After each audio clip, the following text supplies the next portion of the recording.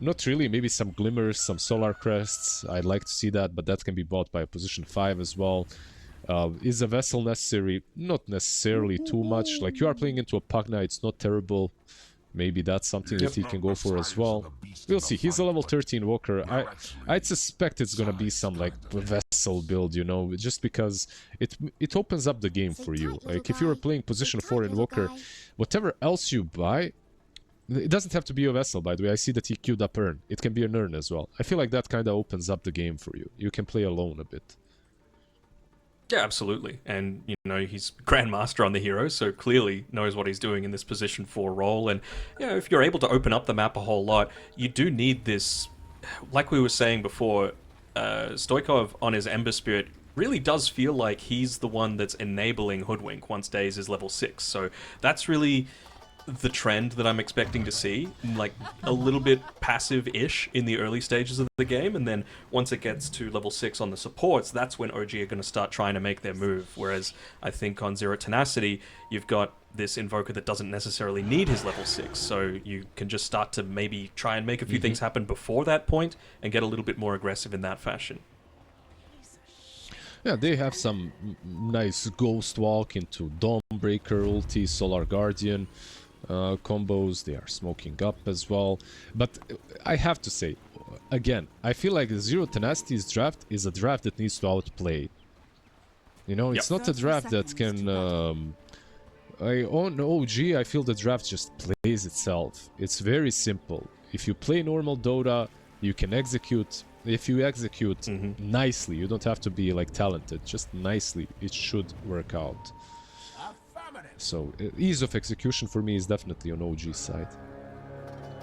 Absolutely, and well, they're just going to end up popping each other's smokes at this point as they walk on forward to try and contest this first bounty rune, but it doesn't look like there's going to be any major fights breaking out. I was actually having a look at that when you were talking about Zero Tenacity versus OG and what their drafts are kind of like. I was about to say, like, well, Zero Tenacity are just banking on, we know these heroes back to front and we're going to use our individual skill to be able to make it work. But it's gotten late enough with like the levels on heroes, like, you know, your bronze, silver, gold, etc. up to Grandmaster, that even OG have a lot of like platinum and master and Grandmaster heroes. So I don't think you can just necessarily rely on that anymore.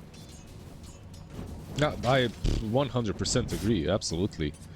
The one thing from OG that I'm not really sure how it's gonna work for them is Lelis on 5 and Daze on 4. I feel like from what I have seen, at least in the past, Daze playing, which is quite a few games, I think that he suits a position 5 a little bit better, a little bit more. And Lelis, for me, has always been this playmaking guy, right? Like, he played offlane for quite some time, so... we'll see how he adjusts to the 5. So there are some role swaps on OG that might be a bit hard to adjust to immediately in the season, so they might play a small part in this game as well. Yeah, absolutely. I mean, I'm thinking of Daze as well. Like, his heroes aren't necessarily the type that you can necessarily flex to 4, the ones that he's most comfortable with, and especially early-ish on into a new roster, you certainly want a lot of that comfort so that you're not, you know, just trying to reinvent the wheel, basically.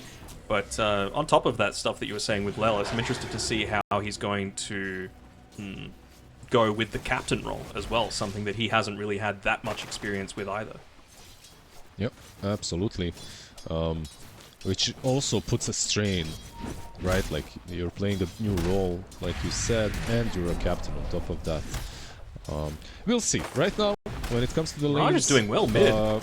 You might be able to get first blood. Oof.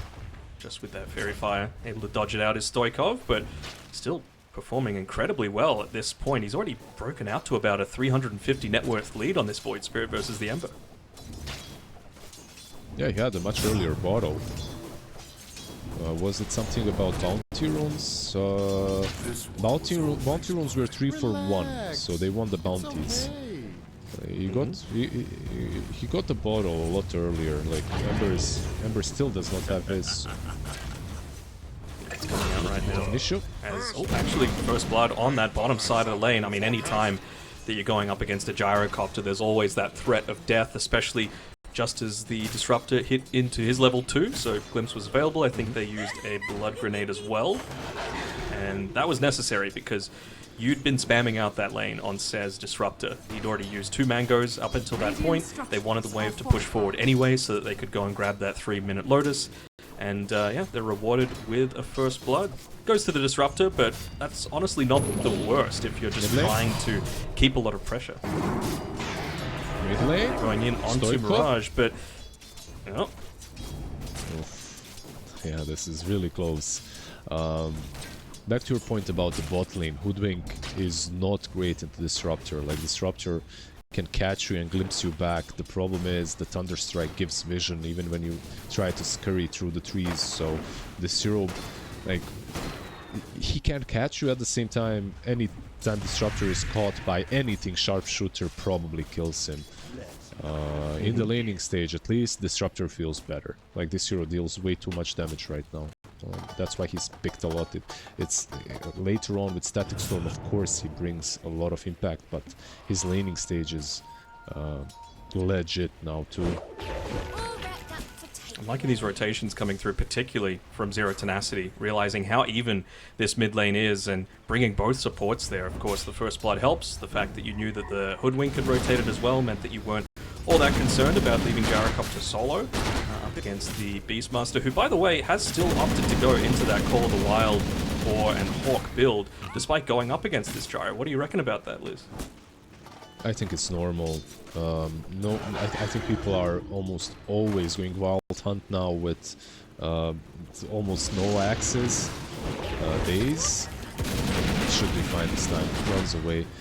Yeah, I mean, he is feeding a couple boars here and there, but which isn't great.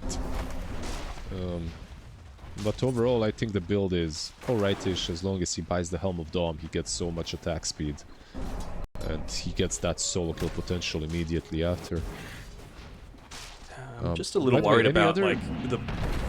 Sorry, go ahead. No, you go. It's fine. I was going to say, like, I'm a little worried because the boars do give so much XP as they actually glimpse back Mixer here, and, well, the Hawk is going to end up tanking up a lot of those Rock Barrage hits, but it's going to be enough for him to be able to get away. Basically, that's what I was touching on, you know, the fact that this Beastmaster is in danger of dying pretty frequently if you get into a level 6 early on the Gyrocopter, you know, and those Hawks and Boars, they give a surprising amount of experience, so he's going to have his level 6 a good minute probably before the Beastmaster. No, absolutely. Even without level 6, I feel like they have full potential. The only reason he lived there is 20 Magic Wand charges, right? Like, he had a lot of stacks in the wand. However, stacks are being made in the jungle. They're going on Gyro, speaking of. Is it going to be fine though? The Lotus Orb has just spawned. Yeah, they're going to get the return kill as a result of it, maybe even more. Bringing Hoodwink back into the meat grinder, and they end up getting a double on this bottom side. Already a 2k net worth lead opened up by Zero Tenacity down here, and top lane. This is kind of what we were talking about, as yeah, a little bit of pressure up on that top lane, but Shad on his Luna fast enough that he's going to be able to just bound away from that. But now you've got that level 6 on the Gyro that I was talking about, and it's only 30 seconds away from the Wisdom Shrine coming up, so potential to try and contest against that. Seth has already popped the Clarity, and looks like that's the pathway that they're moving towards.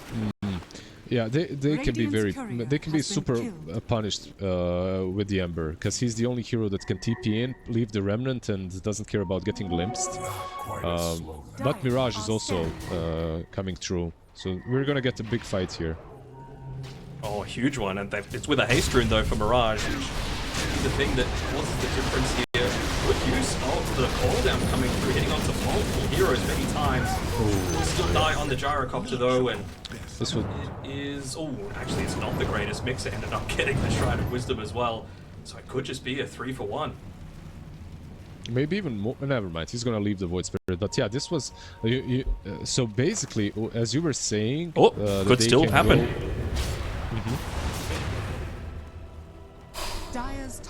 Got one Remnant charge left, and they actually get the kill turnaround. Nicely done, Jeezy.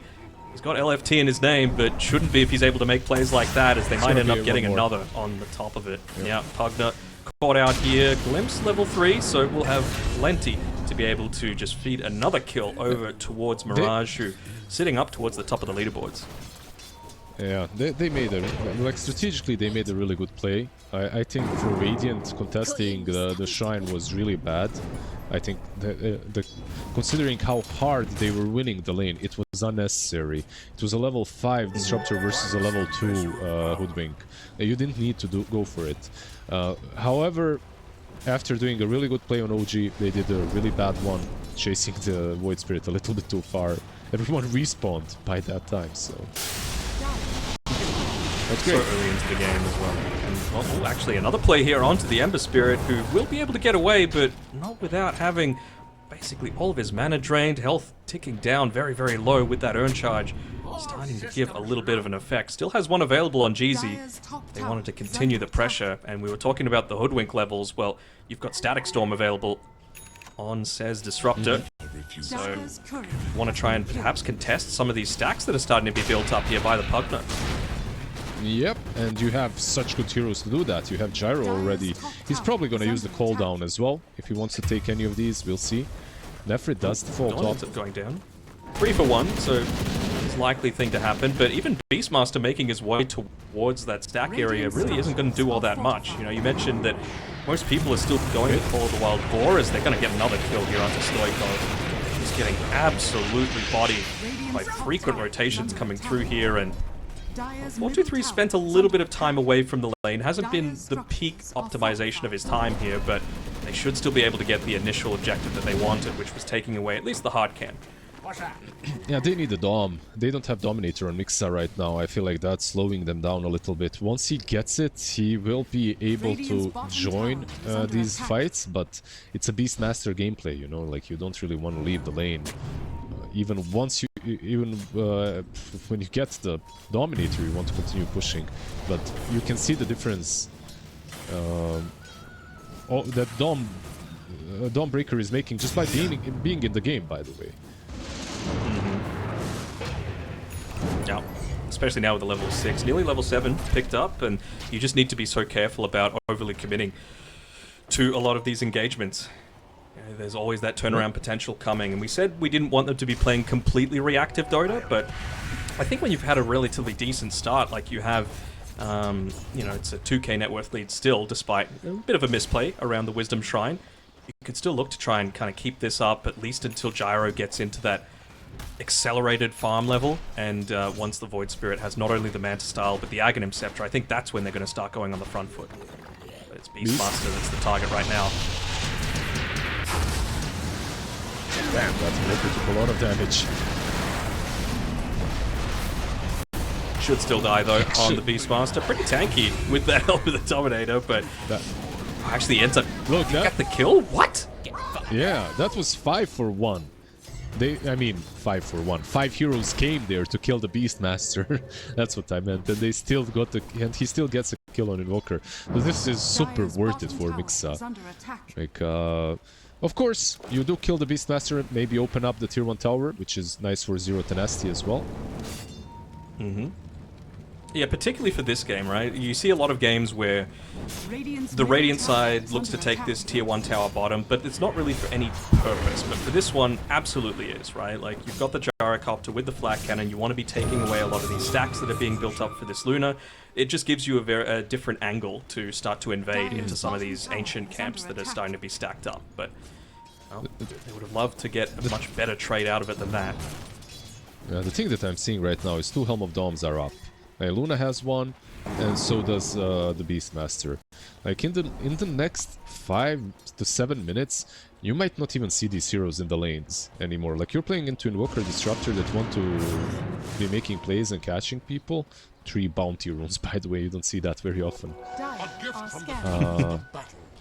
At the same time, I feel like if you wanted to, you could just chill on OG. Like just use your beast to push out and chill in the back. Potentially. They're making a little bit of a play here onto the Pugner. Will get caught, and he's already actually uses the decrep now, has the life drain available again, but shouldn't be able to channel it with that cold snap plus earn. But it actually is Mirage that's taking the majority of the damage here. And he'll end up going down as well. Won't need to use the 10-stick charge that he's got. He was dead meat, being revealed by that dust. So nice little reactive plays here, and I'm a little surprised, honestly, that Nefrit didn't end up using the Solar Guardian to join in. Yeah, he had it, but he was too busy stacking, I guess. Well, failing to stack. Unfortunate. Not really sure. Like, he definitely could have maybe scared them at the same time. There was a sharpshooter up. Pugna had everything. Ember with the shield room probably was not killable, so... they smoke up though. They, let's see where they go. Usually in this kind of a game you would move to the Beastmaster. He's your strongest hero on the map. Yeah, and they themselves want to start opening up the map for themselves as well. This bottom tower just sitting at above half HP. Would love to be able to take out this Gyrocopter, who's having an amazing game. Like we were saying in the draft stages, 4-2-3 plays a lot of unorthodox heroes, but of the quote-unquote normie ones that he likes to play, Gyro is certainly up there, so they were able to just limit a lot of the space that he has to be able to farm. That would go a long way towards an OG victory, as Dave's just being a little bit cheeky, blocking the camp, making him think that he messed up a little bit himself. Yeah, that was a good play. What I find good about that is the fact that they didn't try to go for a kill, because that kill was impossible. Invoker on top lane, if they see the Ghost Walk, is possible. They have a dust as well. Oh, he did connect. Being pinged out now. Nice use of the sharpshooter to be able to get away. No mana though for the Hoodwink to be able to make plays with, so it's really just this Ember Spirit plus Dom creep that are going to be able to do anything, and that's why they back off completely. Didn't want to be put in danger of getting caught with that glimpse into the static. You know what now happens? Now the Gyro is vulnerable. Now you can go on him. And that's why 4-2-3 is actually going through the Twin Gate up top. Yeah, this is a good play, heads up play from him as well, because basically what OG just did is they baited out the Dawnbreaker ult. And by baiting it out, Gyro becomes free game. Like, you can actually go on him. Open up the tier 1 bottom, perhaps. So do you reckon he's just going to be going back down bottom, I suppose, just because they've still got a tier 1 tower to be able to play around with there. They'll see that he's come back through the Watcher that they've got available. He's just able to get away is Stoikov.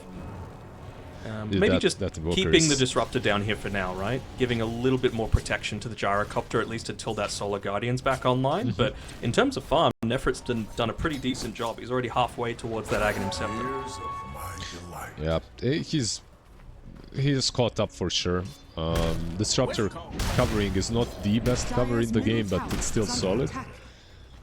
They're making I love the Invoker gameplay. Yep, I love the the smoke up. Oh, I was just saying he's not sitting back on his laurels, just sitting back and farming. They want to keep this pressure up. They want to try and find, and they get a double patch.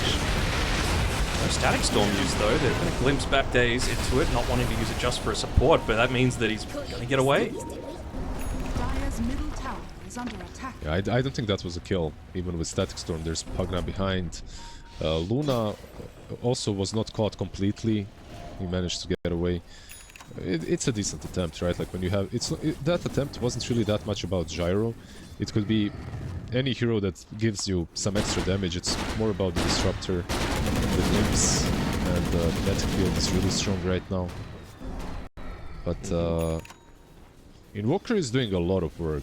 Like, it's not quite visible, like, no pun intended, but his Ghost Walk, running around, like, he's giving so much info, and he's stealing creeps all the time. Like, he just walks in, uses Tornado, steals creep camp, and goes away. Like, and also burns your mana. It's kind of very annoying gameplay from Jeezy. Easy Jeezy. I was wondering, like, it kind of feels like ever since the map's gotten so much bigger that these invis heroes that used to just be, devastating in your Legends, your Archon games, your Ancient games, it happens at pro level now as well, where there's just so much areas of the map and there's only so many sentry wards that you can buy that you're gonna get away with doing something while invis, and that's a pretty juicy target, but Pugna's right there behind him.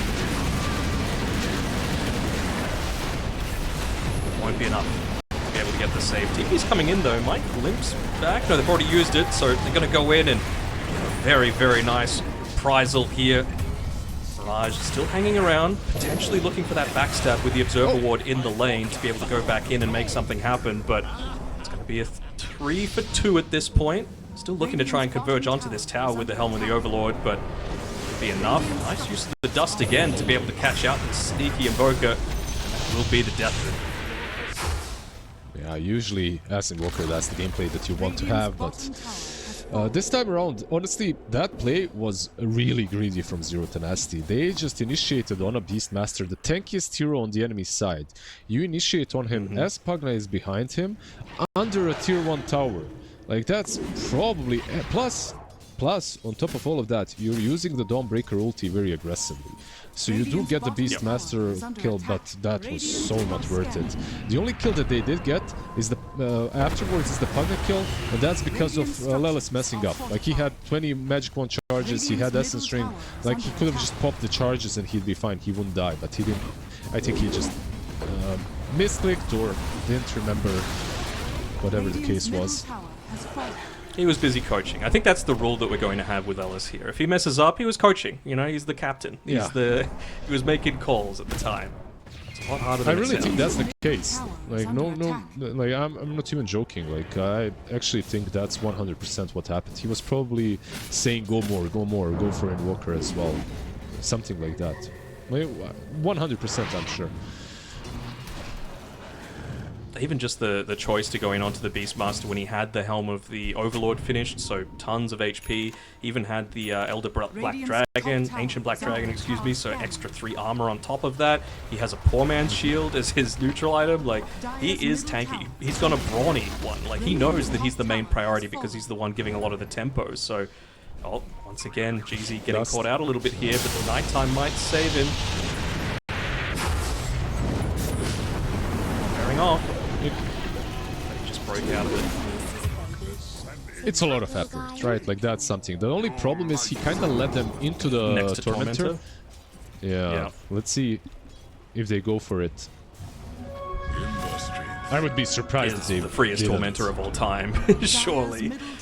They got to be able to take it. In the meantime, they were able to get the middle tower on Zero Tenacity, so not the worst. Maybe that's what they were more interested in doing anyway, just opening up the map a little bit further, giving them another avenue into that ancient camp area, because it's fairly well warded off by Lelis inside of the river in front of the bottom Roshan. So if you could make a bit of a move towards the left-hand side of the dire ancient camps, that'll be quite nice.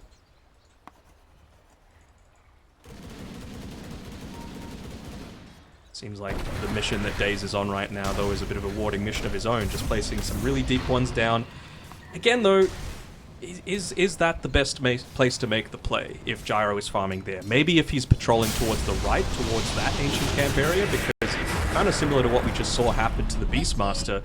If you're making a play when he's moving a little left, then it's next to a tier 2 tower, you've got the Solar Guardian available. Really feels like Zero Tenacity could make a turnaround happen. Yeah, they don't have Solar Guardian, by the way. Radiant's bottom tower is under attack. I don't know what that was, but... Let's see.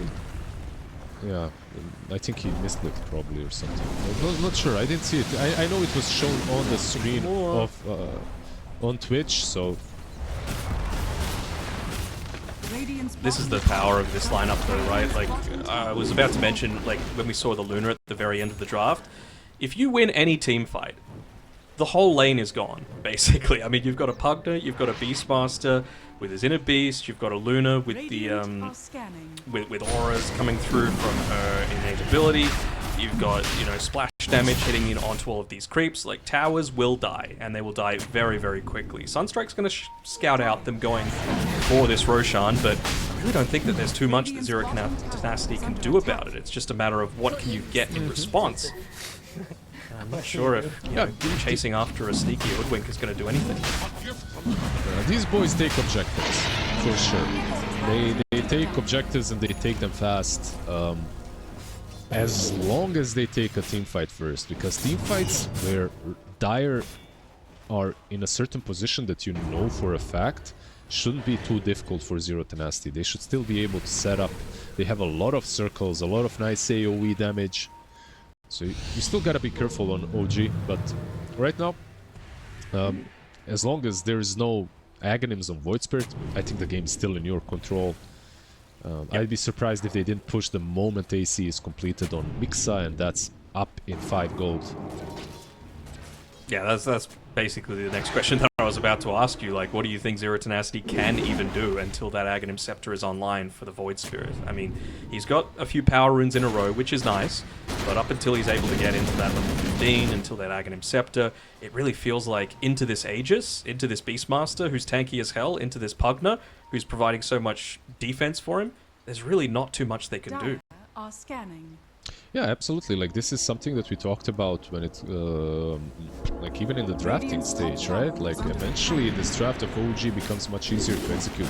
Like, this is exactly the timing that I had in mind. Like, and there are even no BKBs on OG, by the way. So I would say that right now it's maybe even possible for Zero Tenacity to make a play.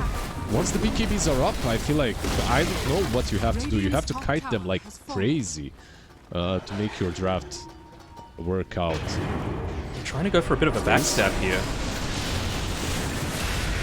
Doesn't end up connecting with the Tornado. They will get the Hoodwink and trying to potentially catch out Lelis there, but that is the Aghanim Scepter for the Eclipse coming through for the Lunar, and they're actually going to catch out Void Spirit as well inside of that Roar. Decent amount of damage actually coming through though. 4-2-3 and Nephrit are putting in some work, and Jeezy, he's going to be coming in with that Spirit Vessel trying to help out a little bit. Is it going to be enough though? 4-2-3 basically needs to do it all on his own. Might be doing a pretty decent job of it so far though. Looks like he's just trying to retreat, push out the wave, prevent them from going up onto that high ground because the two dangerous cores in the Ember Spirit and the Luna were still alive. Honestly, this fight was like really damn good for Zero Tenacity. The way it started and the way it went. Hold on. Ooh, just able to get away on 4-2-3. Didn't connect with the slight chains. Has been killed. They have ulti on Luna in 10. They might still catch him. He's got Satanic available. We'll use it to break out of the Searing Chains. Respawn's coming through. Set has the Solar Crest, but that's only going to do so much when you've got that magic damage coming through and no BKB on this Gyrocopter. He's going to try and stand his ground, but like we were saying before, no Satanic. It was used to just try and escape and get back to the rest of his team. And nice meta dodge. Nice meta dodge on the glimpse, but irrelevant really, like nothing happened there. But really cool play overall from OG, the fact that they knew that Aghanims is coming back up. This Eclipse has very low cooldown, by the way, 65 seconds, so he basically had it at the beginning of the first fight and then had it to clean up the Gyro in the end too. Maybe a little bit reckless from the Gyro, not to fall back immediately after, but you can see the adaptation. He's instantly going for good old faithful BKB afterwards. Disassembled a couple of items. That's gonna be the even case. then though, with the BKB, like maybe the BKB will make him a little more willing to pop the Satanic for stuff like that Searing Chains like we just saw. And I mean, Luna's almost level 20, so you're gonna get an extra bunch of Lucent Beam damage coming through once he gets to that stage, and it doesn't block all magic damage like back in the day, the old BKB. It hasn't been that way for quite some time, so he could still potentially die if it's a dead-on Eclipse. I mean, what are the other options, right? Like, there is nothing that you can do that's better, I would say. Like, you can buy some Glimmer as well and someone pop it on your hero. Walker, so can try and make a jump here. All combinations used together. Pugna doing his best to try and get the space to be able to get a life drain off for the Beastmaster, but not going to be successful. Bit of a backstab happening though, with Hoodwink coming alongside the Ember Spirit, but will just be a little bit too late. They at least clean up though. Mixer able to get the kill onto Se. Yeah, Luna wasn't even close. Ember wasn't connecting, so I feel like yeah, they just didn't want to. They didn't want that smoke. They just left. That's it. Let's see if they can pick up any stragglers, basically. Yeah, it's a nice move by Zero Tenacity once again. I feel like because of this in Walker, they're still getting a lot of nice pickoffs. They're getting pickoffs in a stage of the game where OG are in more or less full control. Comforting rune of regeneration. But it does feel like Zero Tenacity have they haven't hit their critical mass, right? Or they haven't even hit the period where they feel really comfortable in fighting. You're not level 20 yet on the Gyrocopter, so you're missing out on 3 flat cannon attacks. He has the BKB just coming out to him now. Void Spirit is 100 gold away from his Aghanim Scepter, and he's now level 15, so you've got that extra Resonant Pulse barrier. Like, they've got a lot of effective damage that's about to come through on Zero Tenacity. Absolutely. This next fight will be telling. Like you said, level 20 Gyro with Alacrity, it's like your whole team is melting in one go. The Aghanims, of course, the Aghanims being purchased by Disruptor too, like he's queued it up. He's very far away from it, of course, but eventually that makes a difference as well. He's got the Greedy on his Essence Ring, plus 75 GPM, so eventually he's gonna get it. As long as he doesn't buy this Blink first, he's 100% gonna get the Ags. And it'll be necessary because Beastmaster seems like it's target number 1 for Zero Tenacity, and he's working in towards his own BKB. Only about 1400 gold away from that, so shouldn't be too long until he's able to get it. Might actually have it before the next Roshan as well, which has the potential to spawn in about a minute and a half. So it's going to be pretty telling of which team looks to set themselves up to have the best vision outside of the pit. Beastmaster again, priority number 1, no Blink Dagger, he's caught out. Yeah, I think this kind of a move could have been broken by a support. It is your own triangle. Yeah, just standing there on the hill. Because I was looking at the 2 supports and they were standing so far behind their cores on the left side. No one was covering Mixa. Of course, like, what came first, chicken or the egg? Like, you could also go back on the Beastmaster as well. In any case, some miscommunication on the team, and a really good smoke from Zero Tenacity, of course. Now there's a full Revenant's Brooch on Gyro together with the BKB, like disassembling shenanigans, of course, as well, coming into play. Radiant are scanning. So he's decided to go for the Revenant's Brooch. I was about to mention that I saw the Gyro, both him and the Void Spirit had the Nullifier queued up, but it's just Void Spirit now, with him choosing to go down that route instead. Really still concerned about this Pugna for sure, and what it's going to be able to do. A little bit of an interesting choice to move well away from where the Roche could potentially be spawning, and wouldn't you know it, it's a pretty short spawn. So they've kind of given up their control of the area right now, Zero Tenacity, by moving away, and look at all the dewarding that's happening as a result of it.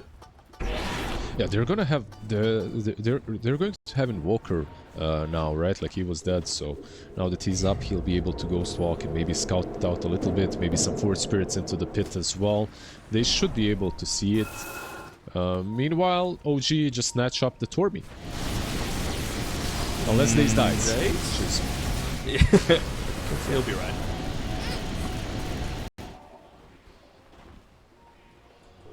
Alright. Like we were saying before, though, this does feel like a much more telling fight that's about to break out. How close is he? About 1,000 gold away from a refresher on Nefrit, and he's hit up onto level 20, so that Solar Guardian radius is so much bigger as well. Much harder to escape, even with 4 staffs coming through from the Hoodwink in particular.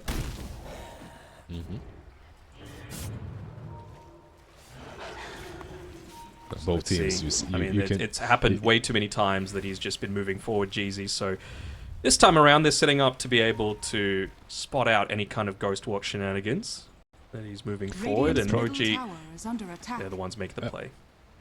I think Stoikov needs the dust. Like, he needs the dust in his inventory. That's the only difference here. But they might run into Gyro.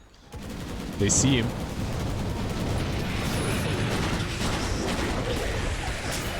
He's getting caught out here. Decent saves, but look at that damage coming through. Ag's already used, and they ended up using the Raw after the fact, so he's able to get off everything, but it means he's also used everything, and yeah, Gyrocopter just ends up falling down. Mirage nowhere to be found, and he actually might get caught out here.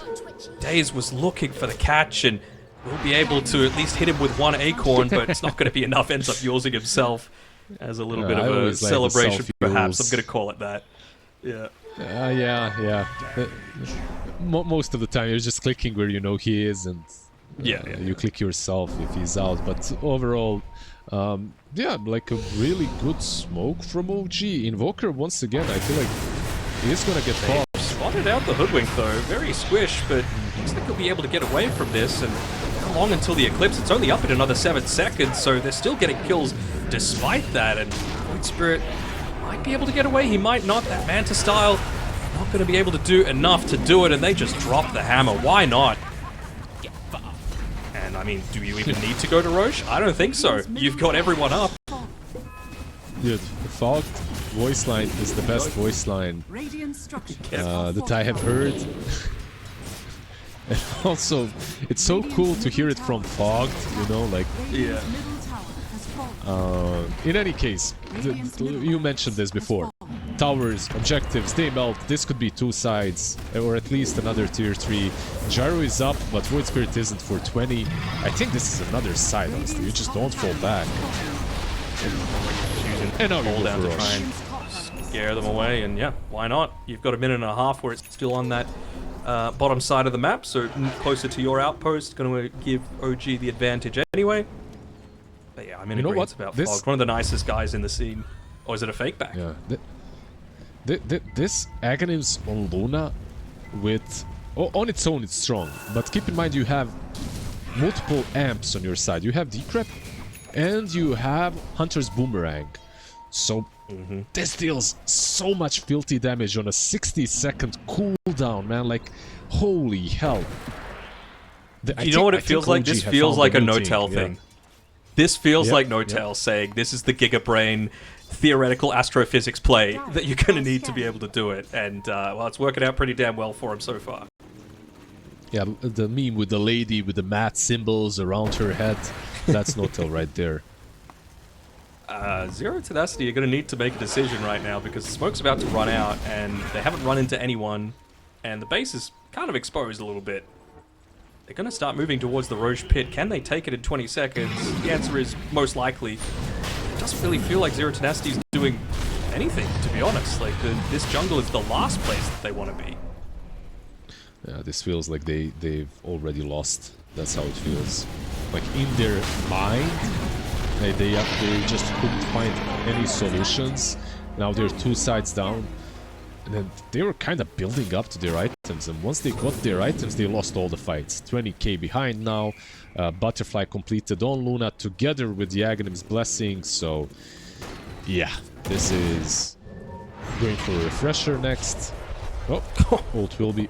That is a hate eclipse being dropped for this Invoker. Just, Grandmaster pause for Invoker as annoying as hell, and, well, at least they know that there's no ulti. They've got 50 seconds now to be able to try and make something happen, but that's the downside of losing 2 sets of racks this early on. The waves are always going to be pushing in, and it's the 35-minute double siege creep wave as well, so it just takes that little bit longer to be able to clear it out.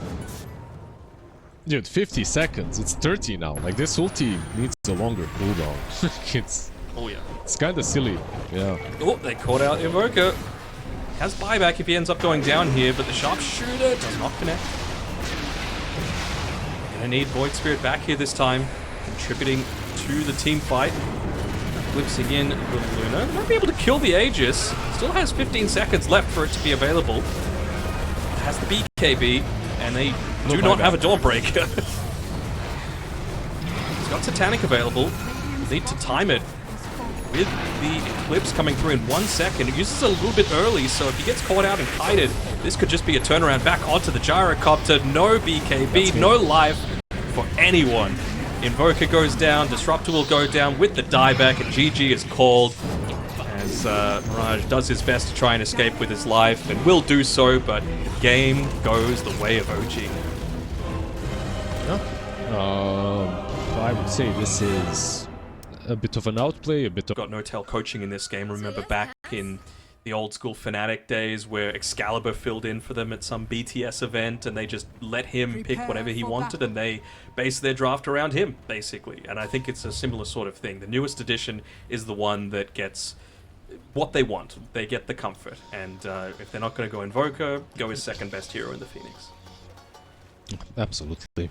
Just it makes everything easier when you don't really have a general plan of how the game should be played. You just play how you're playing all the time in pubs. And, it makes sense.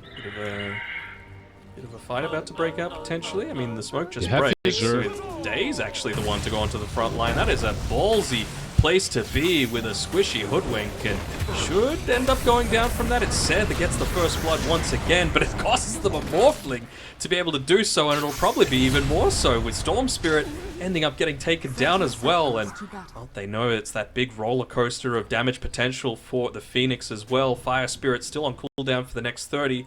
And so they're going to be forced to retreat, so hard to see who actually wins out from that. I would have to say probably Stoikov, right? Like, he gets the kill onto his opposing mid laner. He's already got 3 souls stolen through the Necro Mastery, and it's going to bring him a whole lot closer towards that first bottle.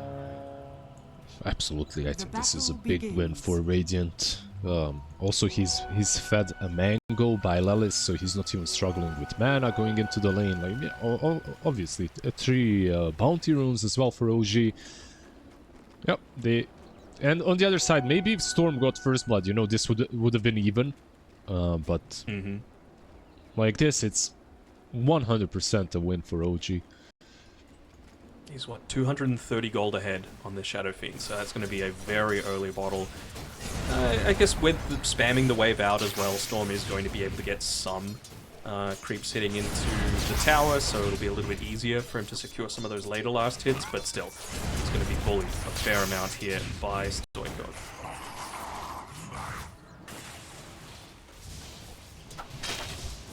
Also, just, you know, we talked about Shaker and how strong it can be, particularly around that enchant totem. You just got to think, how much does removing Gossamer Cape have to do with that? It's my favorite item by far as a support main, and it's gone, and I just feel so much squishier without it against the likes of the Shakers and the TAs. You don't like the Sister Shroud? Not an I mean, it's enjoyer? pretty good, I'll be real. Yeah, but I mean, nothing beats Gossamer Cape on a 4-second cooldown. yeah, that was silly. Sister Shroud is just as silly. I feel like I'm keeping that item if I get it until the tier 3. I just enchant it with different things and keep it. It's just stupid on a support. Way too good, especially with you being a hoodwink enjoyer as well. Like, how are you supposed to kill it? Yeah, one of the heroes that is almost unkillable with it. What's happening in the lane so far, Mr. Danog? How are they going? Not Mid too lane much. Seems like it's going to be evenish? pretty chill. I mean, there's a lot of bullying happening, sure, from Stoikov. Won't have enough to be able to get the last hit onto him. Although water runes are coming up. No people rotating. Still a little bit too early for that to happen. Probably going to see that more around the 4-minute runes, as looks like Mirage should be at least able to secure that bottom water rune for himself. It's pretty standard. I think we're going to see a lot more passive game, right? Like, we've got an SF, a Pango, and a Medusa on OG. Even the Dawn, you're very happy to drag this towards the later stages because of your scaling. Yeah, absolutely. Unless some mistakes are made on one of the lanes, I don't see, like you said, very laning stage as well is very passive. Laning stage is passive. Post laning stage as well. Mid lane at least is fun. They're keeping each other really low. Just no kill potential amount of on these harassment out heroes. here from Lelis on the bottom side. He's actually, I was surprised how low Stoikov's actually gotten. Using the most out of that water rune was Mirage. 3-minute bounty runes coming up, but can't be leaving the lane. Too much damage scaling potential coming through. Looks like Mirage should be fine enough. Actually pinging towards the mid lane, perhaps anticipating a dive coming through, and that's why the Phoenix is TPing in, trying to catch him off guard, but doesn't really have anything. Yeah. Is the blood grenade enough? Still. Looks like it just is. He was winding up for that second raise, and it probably would have been enough to be able to take out the Storm Spirit. He had 1 debuff of the Shadow Raise onto him, and Shadow Raise was at level 2, so nice little move coming through there, especially with where the lane was positioned. For Nefret was under no danger of dying. Will result in him losing out on a few creeps, I suppose, but you're certainly going to give an easier lane to your mid laner if you can afford it. Yeah, it's just cool to get a counterplay like that, especially when he is owning the mid lane on the SF. quite a lot of value for Storm and for Zero Tenacity in general. Especially because bot lane as well was pushing in, so it's not like Shaker cares. He could literally solo against these two heroes at this point. Is under attack. Yep. I think Lelis got a nice little pull off at least, so he was denying a little bit of creeps away, but yeah, Nefrit was under no danger of dying at that stage. Means he's got the boots coming out for Jeezy. Make a few more of those movements a little easier, but doesn't have any regen for himself, so might be a little bit of danger there. Good. Phase. Oh. I mean, Glimpse already it was a nice attempt. Yeah, it was a nice attempt, but Morphling didn't want to commit. Like, he's baiting them super hard. 4-2-3 is so damn good, by the way. So far, at least. I don't want to jinx him. But I've been watching this lane, and he baits out all the damn spells and morphs just in the right time. Like, he's been baiting out Bushwhack like 4 times in a row now. Much more applicable once he's up to level 3 as well, just for that really quick shift coming through there. So we see a few movements come away, and it's SF again that ends up going down. Nice movement coming through from Jeezy, and this is the comfort that we were talking about. A man that just knows how a certain play is able to work, and they ended up getting a triple as a result of it. So nicely done, already up to level 4, 4 3/4 actually on this Phoenix, and gives him a full Tranquil Boots as well. So doesn't have to retreat back all that much. It's going to be able to certainly use that early-ish Supernova as well to start taking some fights in the not-too-distant future. Might just build up a stack and then go towards the power runes, help out the Storm Spirit, get even further towards that damage potential. Nice block by Lelis, right? 6. Yeah. Yep, very nice block. Are scanning. The ancient block is very important here. Like you said, the stacks usually are taken by the Shaker.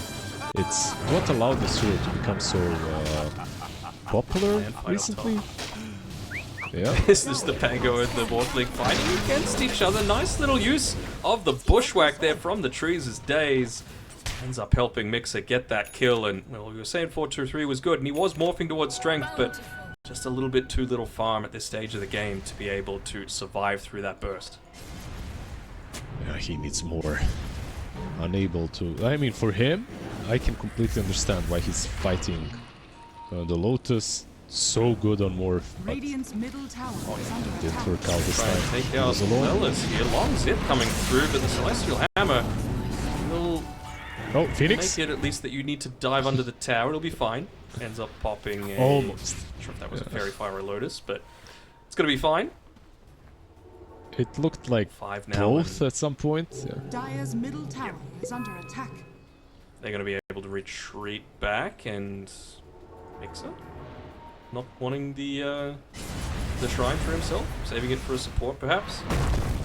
Really wanting to, I mean, yeah, the supports are both level 3 at this point on OG, so it would have been disastrous if you're holding back that long without having that Dawnbreaker ultimate, because again, you know that they're going to be coming at you. You know that the Phoenix has had a very nice start to the game. He's level 5.5 now, building up stacks, getting a lot of this farm for himself, and he wants to try and engage as quickly as possible once he's got that level Radiant's 6 middle available. tower is under attack. Something that I have noticed from OG in 2 games, their supports are really low leveled. The laning stage. I'm not sure if it's about the rotations or... I think they're just very sacrificial, that's it. Because basically they have more or less 2 position vibes right now. He went out there from GZ and ended up cancelling it so that he could contest one of these power runes. It's going to be Dawnbreaker that ends up taking a lot of the heat. There will be a kill going the way of Mirage as a result of that.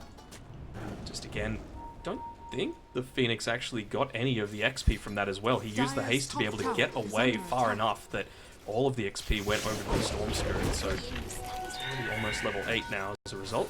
Yeah, maybe a bit unfortunate for the Phoenix. Would be nice to get the 6 here.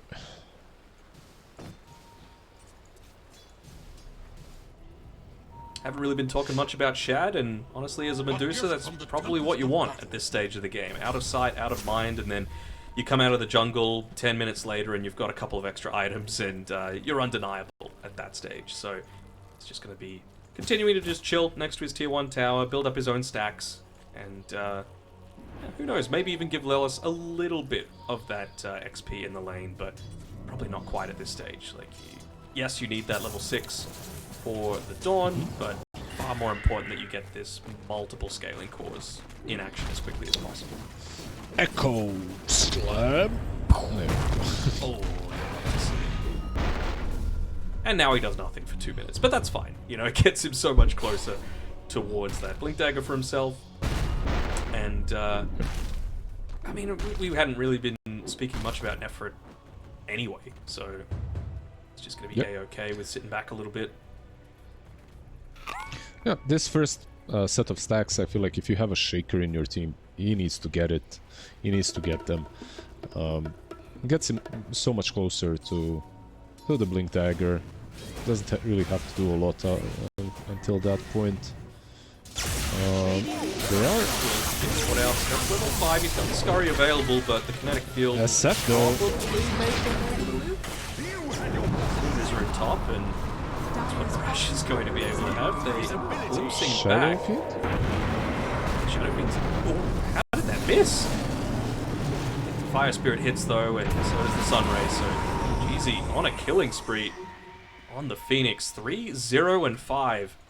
This is the power of comfort. And giving Yep, to your a really new deep player ward, by the way. exactly what he wants. Yeah. Really Should deep get deep ward ward at this enabled stage, it. but Yep.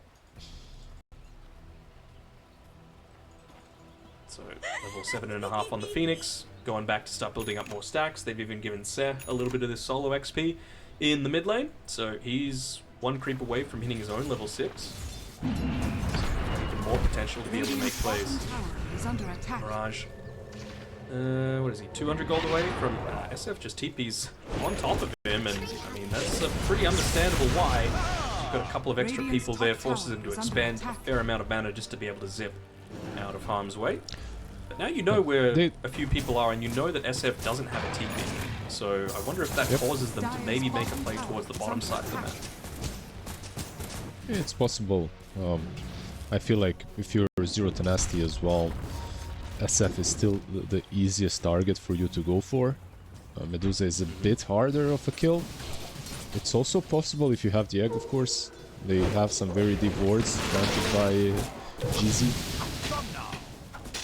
4-2-3 got the strength to morph off, so didn't end up going down to that one. I was wondering if he would, you know, look to try and waveform through the wave so that he could move through the Twin Gate and look to try and make a little bit of action happen on the bottom side, but instead it's mid. And they're trying to make that sort of thing happen. Glimpse coming back for the Shadow Fiend pretty soon, not dropping the Static Storm for it though.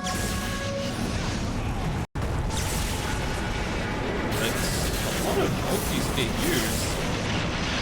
Will be enough probably to be able to kill that SF. He's ticking out slowly. He's going to just get away perhaps. Glimpse coming up in 2 seconds. 1. Seth not quite in range to be able to get it, and Mixer's going in. He wants to try and pick up something else, but he's left on an island on his own. SF feels obligated to be able to help out, but no one dies after that entire engagement. Even Disruptor getting away on about 5 HP. They have Echo. Whoop. Surely this is the kill. Swashbuckle came up in 1 second, and Dire's bottom tower is under just attack. come up a little bit too late, Radiant's so... top tower How many is under ultis was that? attack. Whoop. Make that about 6. I don't know how many Going ultis through was there. that, but the one I didn't see is Requiem of Souls, and I feel like Stoico will need it. I mean, not only him, you need to help your Pangolier. Like, he created so much space, he saved the SF. He basically single-handedly rescues that fight, more or less, and no one is helping him out, even though the enemy team has no mana, no spells, everything is wasted. I don't know, I feel like you could have helped him. It's still not bad for OG because of all the spells, like you said, were used on the other side, but it could have been a bit better even. Smoke up and the blink on Shaker, by the way.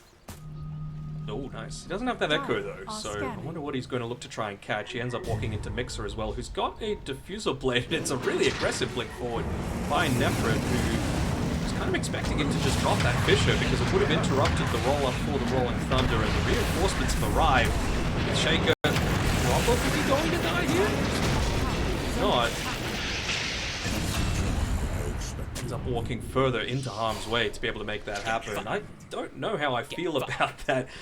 That smoke coming through with the Echo Slam off cooldown. It wasn't like they were even heading directly towards an objective, but I suppose the fact that that Observer Ward is still alive as Daze should die, surely.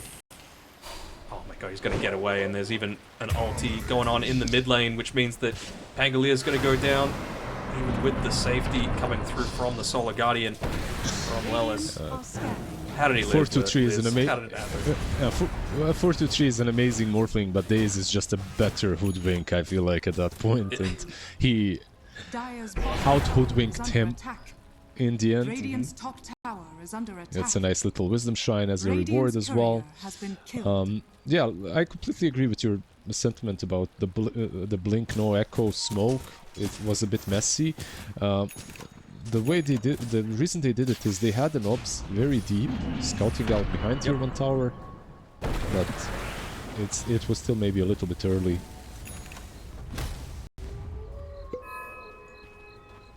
Because if I'm Zero Tenacity, like, they've got a 3k net worth lead. They're not doing bad by any stretch. Like, they're up 11 to 4 in terms of kill score, but I really still am worried about this Medusa that just hasn't been involved in anything up until this stage. And I'm worried that you just need to be able to try and reduce the amount of farm that Shad, one of the best farming cores in Dota, is able to get. And I feel like the way to do that is taking this bottom tier 1 tower. So if that smoke had started coming more towards the bot lane rather than just through towards where that Observer Ward was, I would have been more on board with it, right? Because it probably would have linked up, they might have been able to get a kill, and then open up the map after them. They're going now. That's what they're doing now. Using the Stone Gaze. It's the Diffusal Blade active onto the Shaker, but still got plenty of mana to be able to make plays, but seems like that's all they wanted. Maybe Mirage hoping for a haste rune or a regen rune on the bottom side of the river, but it's going to be a DD up top instead. Not the worst. They didn't have the egg, it was on cooldown, and Shaker didn't insta-pop his fissure on Medusa, so they didn't really chainlock hers. Decided to move out, forced a couple of TPs. I feel like if you really want to kill the Medusa, Morphling needs to join as well at this point, maybe through the Twin Gate. Or at least you have to have the egg. Phoenix is pretty big with the whale and you're in SF.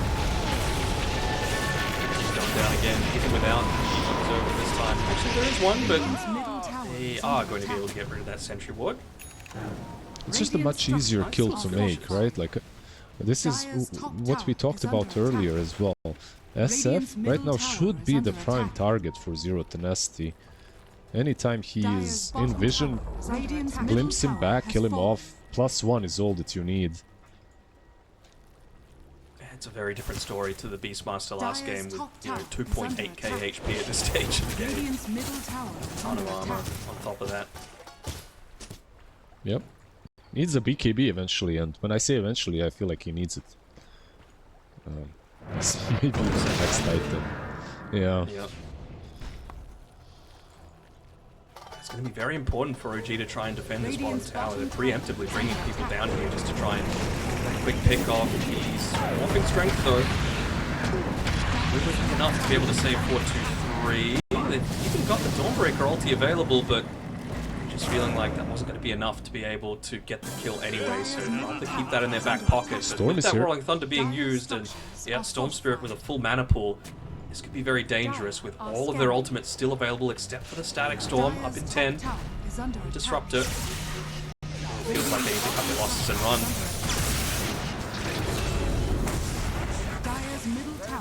Disruptor that ends up going first. I'm a little confused. There's no sharpshooter, there's no Rolling Thunder. Yeah. I thought they were dead. They were fully pincered. They were fully pincered, but they just moved in a weird way in which Disruptor gets left alone for Pango to kill him without even having his ulti or anything. Like, Hoodwink also just doesn't fall. Sister Shroud too strong. Nerf, please, Gaben. Like, I don't know. I also, one extra thing that I noticed in that whole engagement is that Phoenix didn't... You need Phoenix and Storm to jump together in that situation, right? Like, then you have all the damage and you can even go threaten Medusa with the kill, but Stone Gaze may be one of the reasons why they decided to just fall back. One ultimate orb. Is that one ultimate orb away from Skadi, by the way, or... Yeah, one ultimate orb away from Skadi. This Medusa is online. Yeah. Oh yeah. That's the thing. Like, that's why I've been hyping up how important it is for them to be able to try and take out this bottom tower. I mean, they're using glimpses onto a hoodwink, and Dire's top tower spell is usage under isn't attack. Dire's perfect top tower either. I is mean, falling. I'm starting to bring Does some that- people down here. Might just drop the Echo to try and kill it.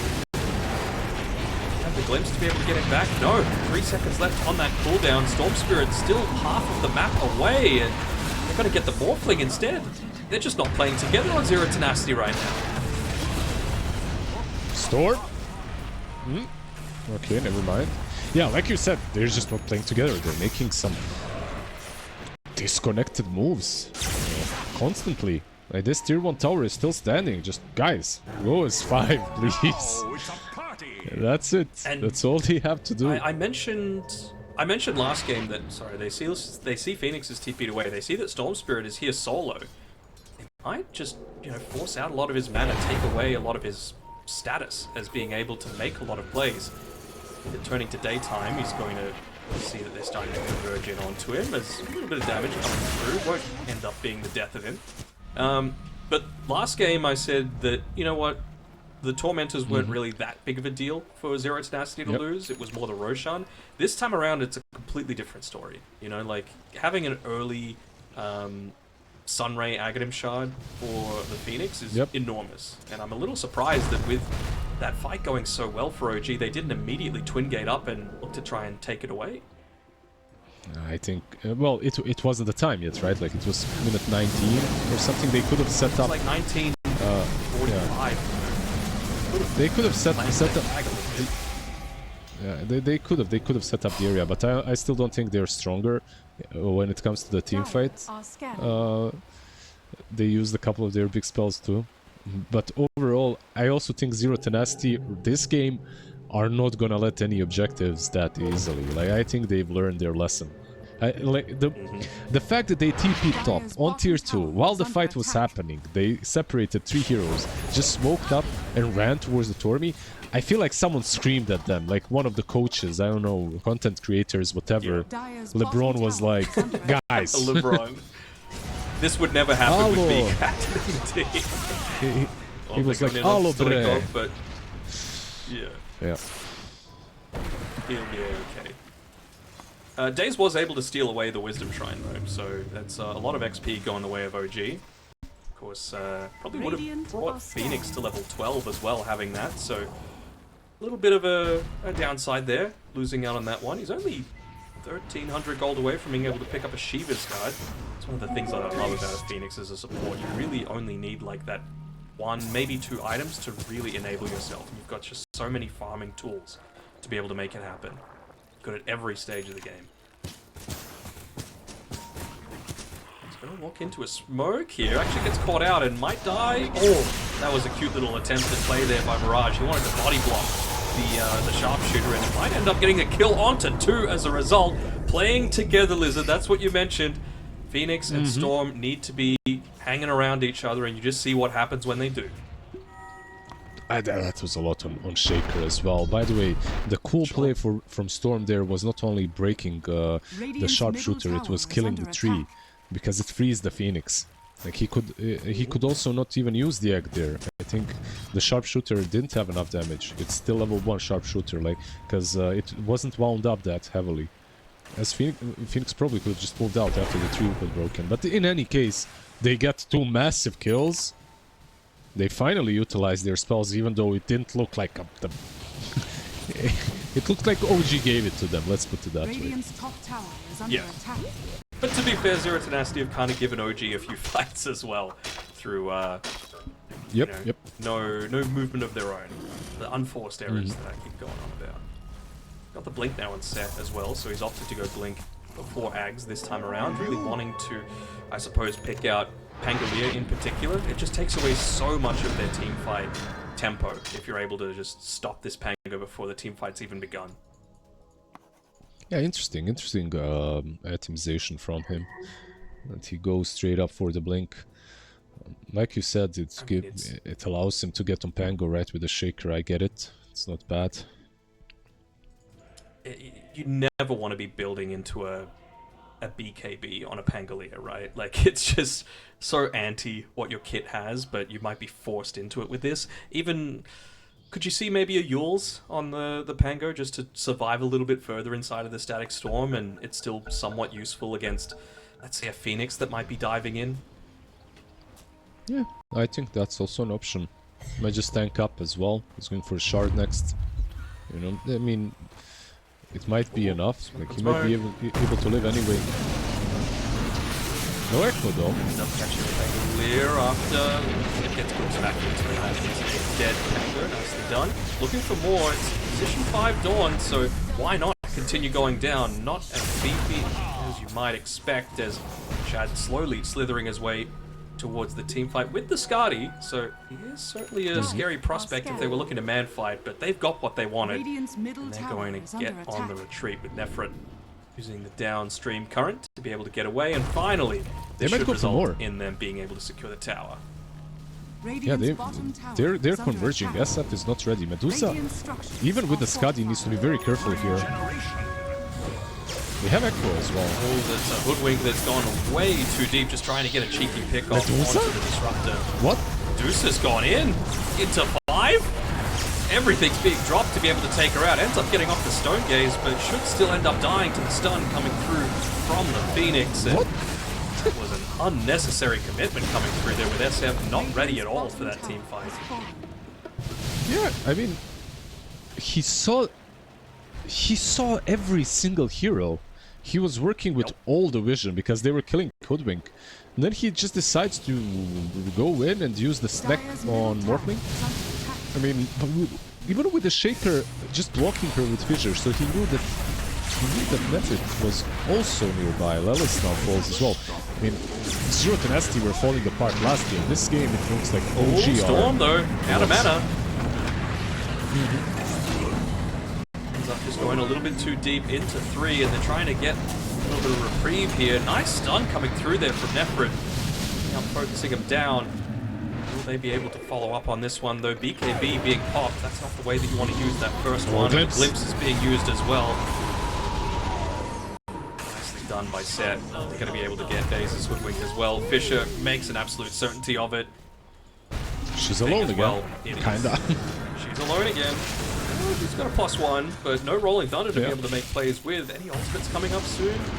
Not really, just the Static Storm available, and they've run a little bit too low on resources to continue the fight.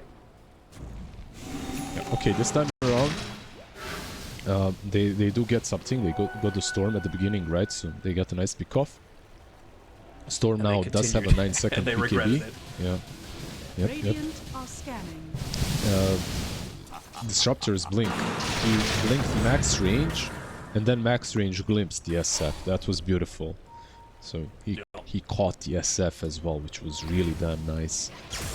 Medusa still posing a big issue, but she needs an MKB, which isn't like the best item to buy on Medusa, but you kinda need it. Morphling has a butterfly. This one. Radiant's top tower is under attack. They're just going to go straight into the pit, or are they maybe looking for a pick-off beforehand? They've got Radiant's no top great tower vision has on the fallen. Radiant side of the map right now, so they're just Radiant's going to need to middle use their tower bodies is under for this attack. purpose. They'll see Deucer Illusions hanging around, so guess as to where it might be, and it's going to be Daze that gets picked off. The exact one that they were wanting, and they haven't picked the Glimpse yet, so they're going to be able to bring it back inside of the Static Storm. There's that early-ish Aghanim shine coming through as well from the Phoenix, so being able to pop above the second Sun Ray if necessary. Still wants more. Deuce is nearly out of mana. And the Echo Slam comes down too. Will the response come through though? That's a big Requiem being charged up. Might enable the Deuce to live. He's basically on no life at all and ends up going down at the very end. They've used a lot of everything on OG's side. This is a magic SF, not a right-click one, so will he be able to have the sustained damage to be able to take out 4-2-3's Morphling? It seems like the answer is no. Just dodging out every little ability is Mirage as well on the front line. Sid, give me a lot of the attention and let the rest of my team do the work. And that is a 4-for-1 trade.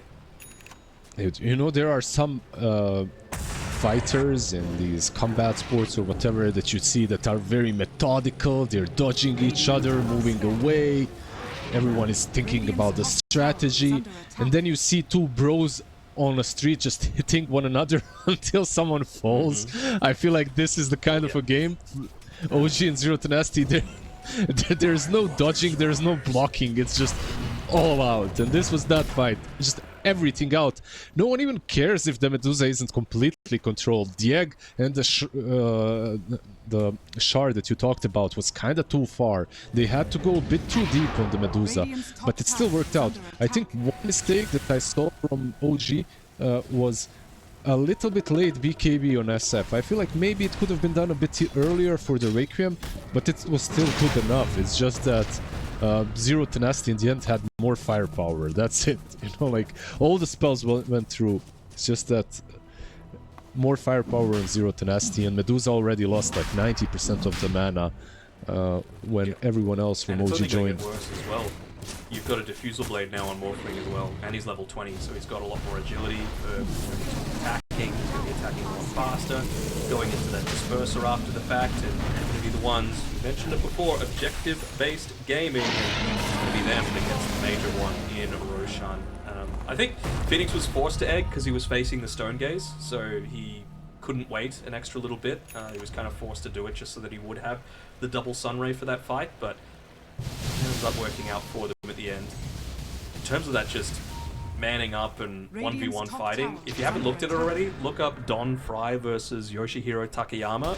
That is the manliest fight you've ever seen in your life. It's just them grabbing the back of each other's head and wailing into each other. It's great. Yeah, that's exactly the kind of a fight I was thinking of. But next time around it won't be that even, at least, right? Like 14k advantage now, Morphling with the Aegis, Diffusal on top of the Butterfly. Not an item that you see very often on Morphling, but why not? You're playing into a Medusa. Disperser as well next.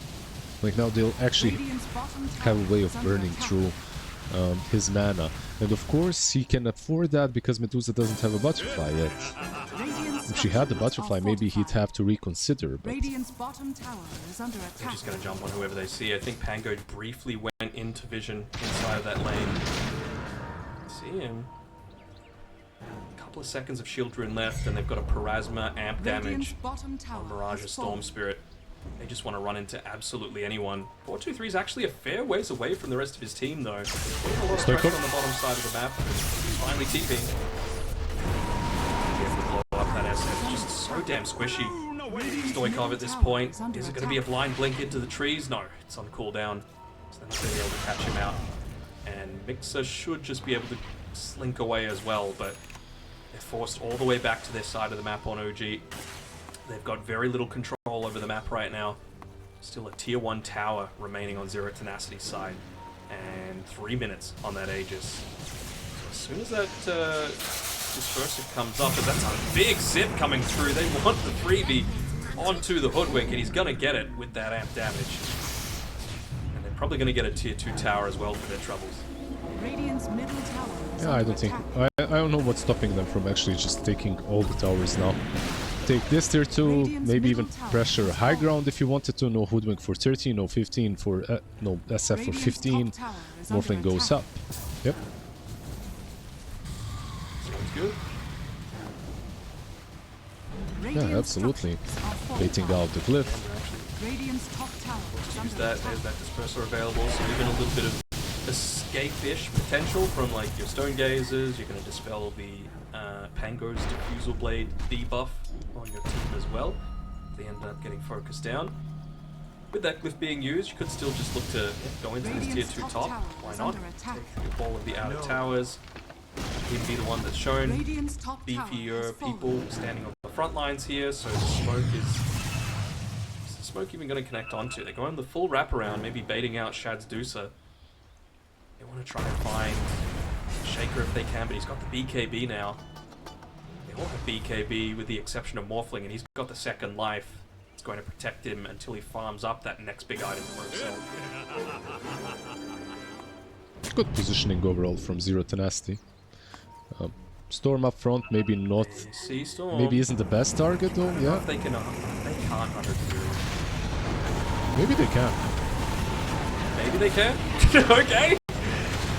Shows what I know as they're looking to try and get an additional. It's actually a pretty big kill if they're able to get it onto Jeezy, and it is a wicked sick going the way of Mixer. 900 gold going his way, and the gem off the top of that, and they might look to maybe go for more.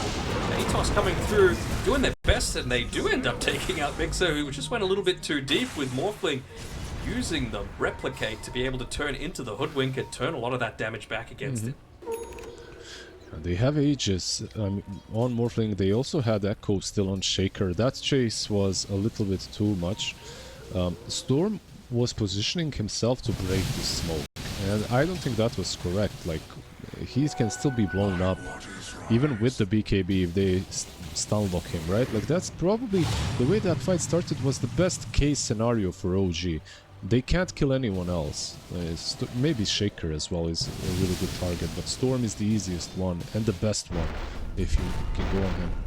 Unfortunately for OG, they overcommitted afterwards, and Zero Tenacity, I feel like they should be still alright with what just happened. I'm not sure just what their opinion... I'm just not sure what their opinion is on Medusa. Because a lot of teams are just scared of pushing into this Zero. And right now I'm getting that vibe from Zero Tenacity. They were absolutely dominating, but now they don't have the Aegis anymore. They're 20k ahead, but let's see if they make a play. They have Aghanim's on Disruptor as well, of course, which is absolutely massive in these next fights. I think they just want that safety net for the Morphling. They want the BKB available so that if they do, like, waveform in and commit, you're not just going to get a Shadow Fiend, you know, blink, BKB ulting, and potentially killing you while you're trying to make the same sort of thing go down the other way. So it's not too far away for the Morphling. 35 minutes in, and Lelis is going to be able to secure that Wisdom Shrine for his team. Speaking of Lelis, he's closing in on his Ags as well, so that's a lot of additional effective HP that they're going to be able to have. Of course, the Deucer doesn't really benefit that much from it, with it just being, you know, health healing that it's going to be providing, but still something. A little bit of a dissuasion, I suppose, from Zero Tenacity diving further. Yep, I think like there's a couple of... Exactly, Aeon Disc is what I wanted to mention first. Now, I think Aeon Disc is the biggest game changer right now for Zero Tenacity. On Phoenix, maybe even, I know it's very defensive, he's got the BKB, but even on someone like a Storm, it just seals the deal. Because the way I see OG coming back into this game, they're 20k behind. The only way I see them coming back is with some refresher Ags on SF. They need so much control that they just don't have right now.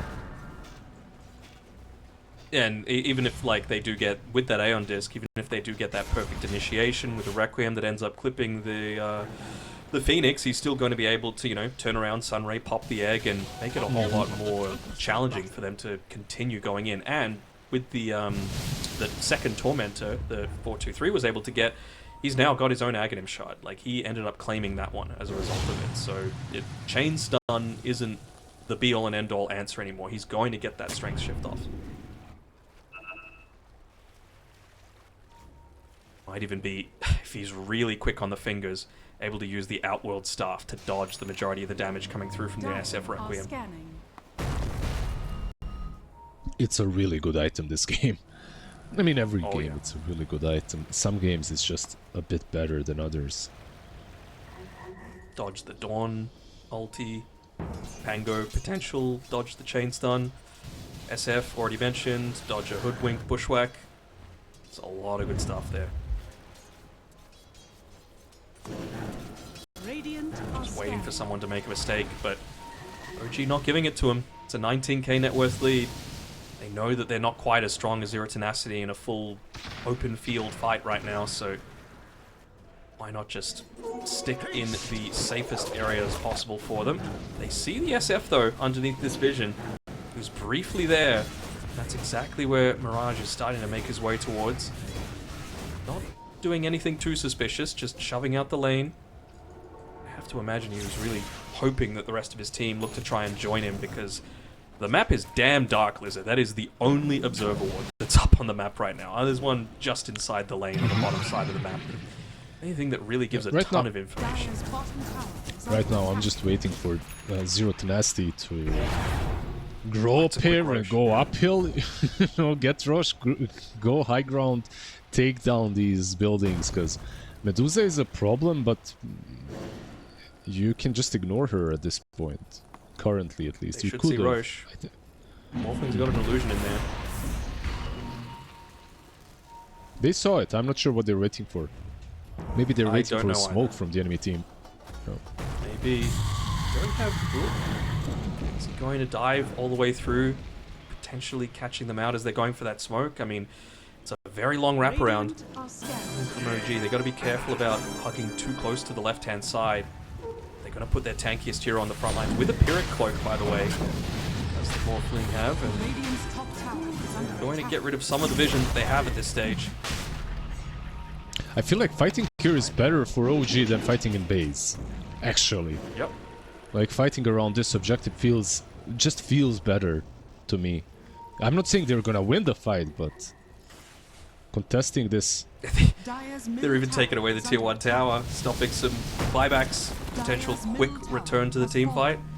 It's a big difference, though, that Deuce are having the BKB. I think that's the big thing that enabled OG to finally say, alright, let's leave the base. But because they've left the base, they're just getting ratted a little bit. Morphling using his Manta Illusions to try and shove in that mid-wave a little bit.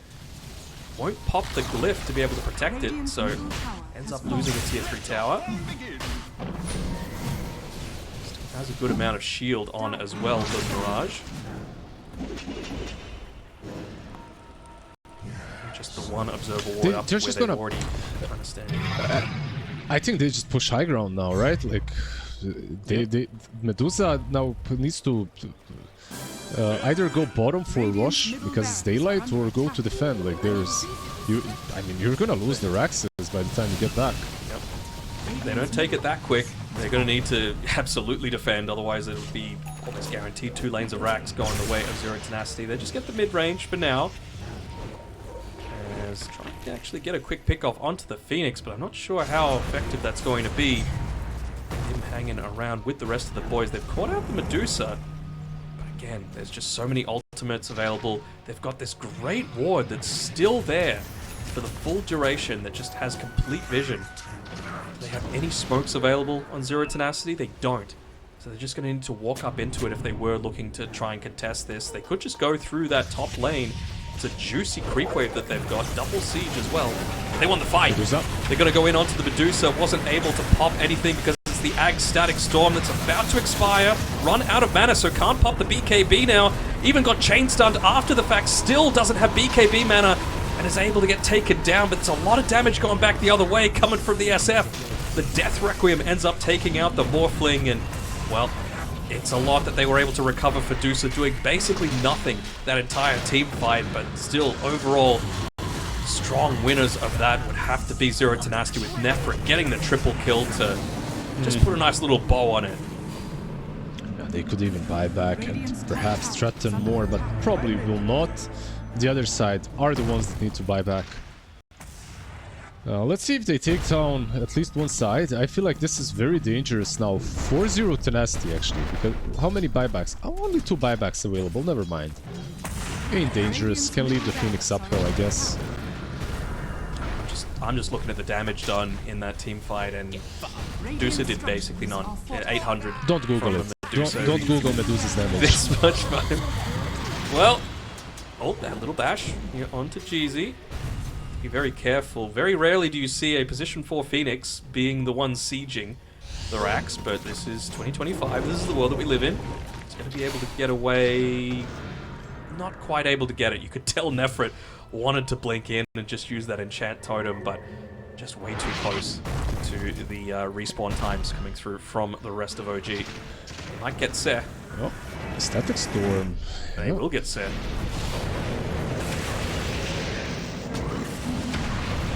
Alright. They'll take 1 kill. Take what you can get. The question now is, are you willing to go into the pit knowing that there is no static storm? Because he can buy back on Disruptor for sure, but maybe you can fight. Because why did Uza die? She died literally because of static storm. She couldn't pop the BKB. They've caught the Storm Spirit. He's got a regen rune though, so he's very happy to just zip a long way back. To be That's able just a waste to, of time, to I pop think. that one up, Yeah. and it is. And with this, he's going to have his Aghanim Scepter as well. Almost up to level 25 too, off the top of it. He talked about the little damage that the Medusa was able to do in the previous team fight. Storm Spirit's in a similar sort of boat. He did about 800 himself, and we've seen how much Mirage has been able to open up these team fights at this Radiant's point. top tower is under attack. I feel like the play was to YOLO the pit with Disruptor being dead. I'm not saying that's like a good play. I just feel like that was maybe the best play for OG, just because you're They're far enough behind, 21k you gotta try. behind. Yeah. You gotta risk it Better to sometimes. try But something. maybe they. You know what the case is though.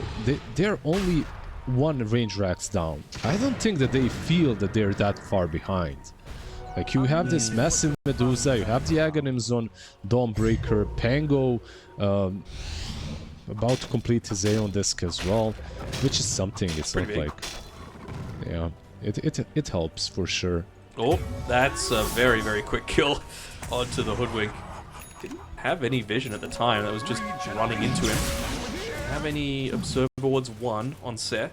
They might look to try and drop a little bit deeper here. They actually catch out the Pangolier and end up dropping everything just to make sure he's taken out. But that Aeon Disc, it's coming in clutch for him. Gonna be able to live a little bit. We'll drop the Pressure. second Echo Slap to be able to take him out. Oh, he's still alive though. Ends up getting off the Rolling Thunder, but he's he's caught. He's doing burnouts inside of that little corner, but Dusa this time around is able to dish out a little bit of damage here. It's a level 25 Morphling, so he's got that lower cooldown on the waveform and will be able to get away with a lot more regularity. Shaker. There's a... Oh. Ends up That's getting Shaker. caught. He's got the buyback available. And Roshan has been down there for long enough that he's making his way back up top. It's going to be an advantage for OG being able to fight around their outpost area.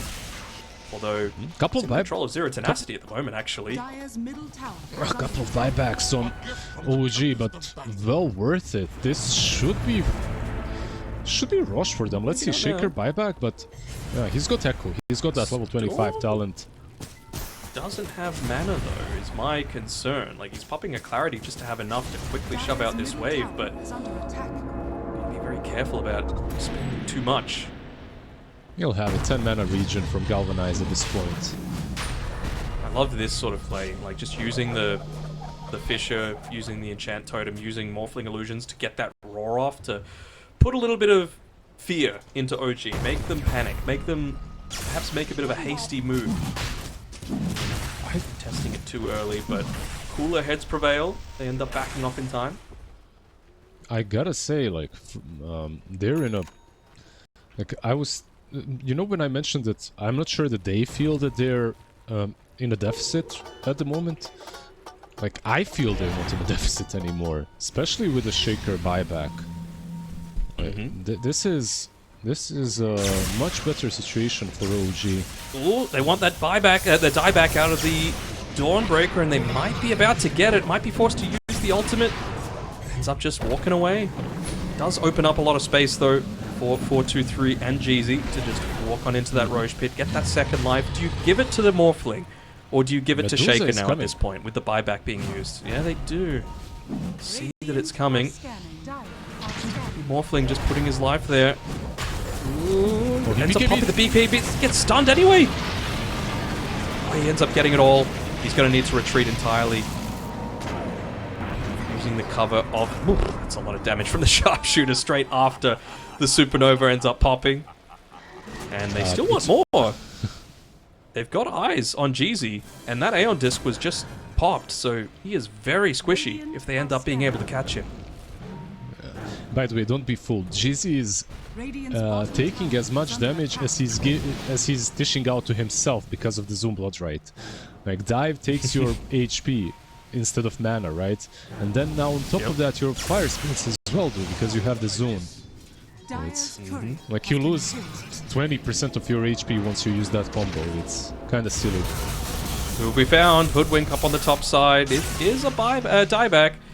But they're able to catch out here. Mirage doesn't have too much in the form of mana, which means that they're not going to get that full zip off and be able to catch. Stoikov TPing away inside of the tree line, but is that what they need to be able to open this one up? Storm Spirit just going back to base, refilling his mana, and then going out knowing that it is a 6v4 with that Aegis on 4-2-3's Morphling. Sitting in the jungle. Scared. That's a lot of respect to this Deucer Lizard. Do you think it's a bit too much? Nah, more or less. This is the current patch. Something that we kinda expect every game. You respect the buybacks, you respect the high ground defense as well. They've got almost everything that they need at the moment. So, Hoodwink, how far are they from the buybacks even? 3 minutes, Radiant's okay. bottom tower is under attack. The only question is like, what else are you waiting for on the side of Zero Tenacity? Yep. Like, what's the item that allows you to go high ground if what you've got right now with the Aegis does not? This is big though. You've got the Swift Blink now on the Medusa, so this gives me shades of that game one, playing around the Luna. Luna didn't, of course, have Blink at the time, but basically he's just saying, look, I'm going to Blink into the center of everyone in following up on Mix's initiation, and then just Dawn ult on me, you know? Like, what are they going to do against that? Medusa's just going to go absolutely bananas in the middle of a lot of these team fights, and even if they do start to right-click him, he's going to be healing, there's going to be damage from the Dawn ulti, he's going to have the Pyrrhic Cloak still available as well. It's just so much damage that they're going to have to deal with on Zero Tenacity, and it finally gives them a reliable form of initiation. Well, I would argue Medusa's Blink is amazing. I love it. What I also love from OG is the Blink Hex from SF. I think that's literally the game changer as well, right? Like you blink in, you hex up, you can blow anyone up as long as you use the BKB and don't get static stormed. So like, it's massive, but he's reaching the refresher area as well. If they allow OG to get to refreshers, this game, the 23k advantage won't really mean a lot. No, it's very clear what OG's game plan is, but I don't recall seeing anything in the last like 2 minutes that Zero Tenacity have actually gotten that's going to change the outcome of this game. Like they basically just waited for Hoodwink to respawn off of a dieback, and now they're slowly going back in and keeping them funneled inside of their base. Like we've been saying, a net worth lead doesn't really mean that much at this stage of the game. Like yes, it means something, but with a refresher on the SF, like that is OG's win condition. Yeah, they're buying refresher on Storm. It's flying out right now, so he's gonna have that double BKB. He's got the Ags as well. It's quite a lot of damage. It's like a disgusting amount of damage coming from Storm now, so that's also nice. And his teammates, of Bots course, too with the Ags. on Nefrit as well. He's a fast boy. Yeah, just in case. Just in case anyone gets gone on, or if you're catching someone on the map. With Storm Spirit, of course, boots of travel too are ridiculously good. You can't bots onto an egg, can you? I don't think you can. No, you can't. The way I go about Dota is, if I can't recall seeing the thing, it's impossible, like 99%. Yeah. You know? Because all these interactions become really hard to follow after 20 years of patches, but if you don't recall it ever happening, it probably is not possible.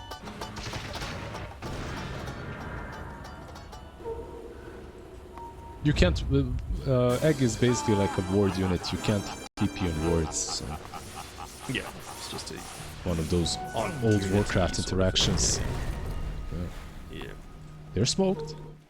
Shaker is in oh, vision, by the way. Do they? Yeah, they do see him right on the very edge there. So interested to see who's the one that gets the jump happening. I don't think you can just use a Rod of Atos from the Hoodwink. He's going to blink away in time.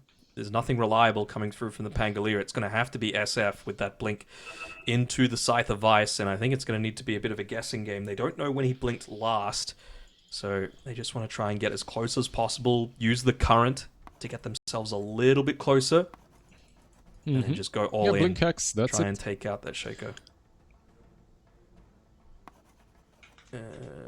Does he have buyback? He does Relax. not. It's okay. So this would be a pretty huge kill. Oh, he's going back. Oh. Okay, he's dead. He should be dead at least. He's Like absolutely now, blink dead now. hex. Yeah.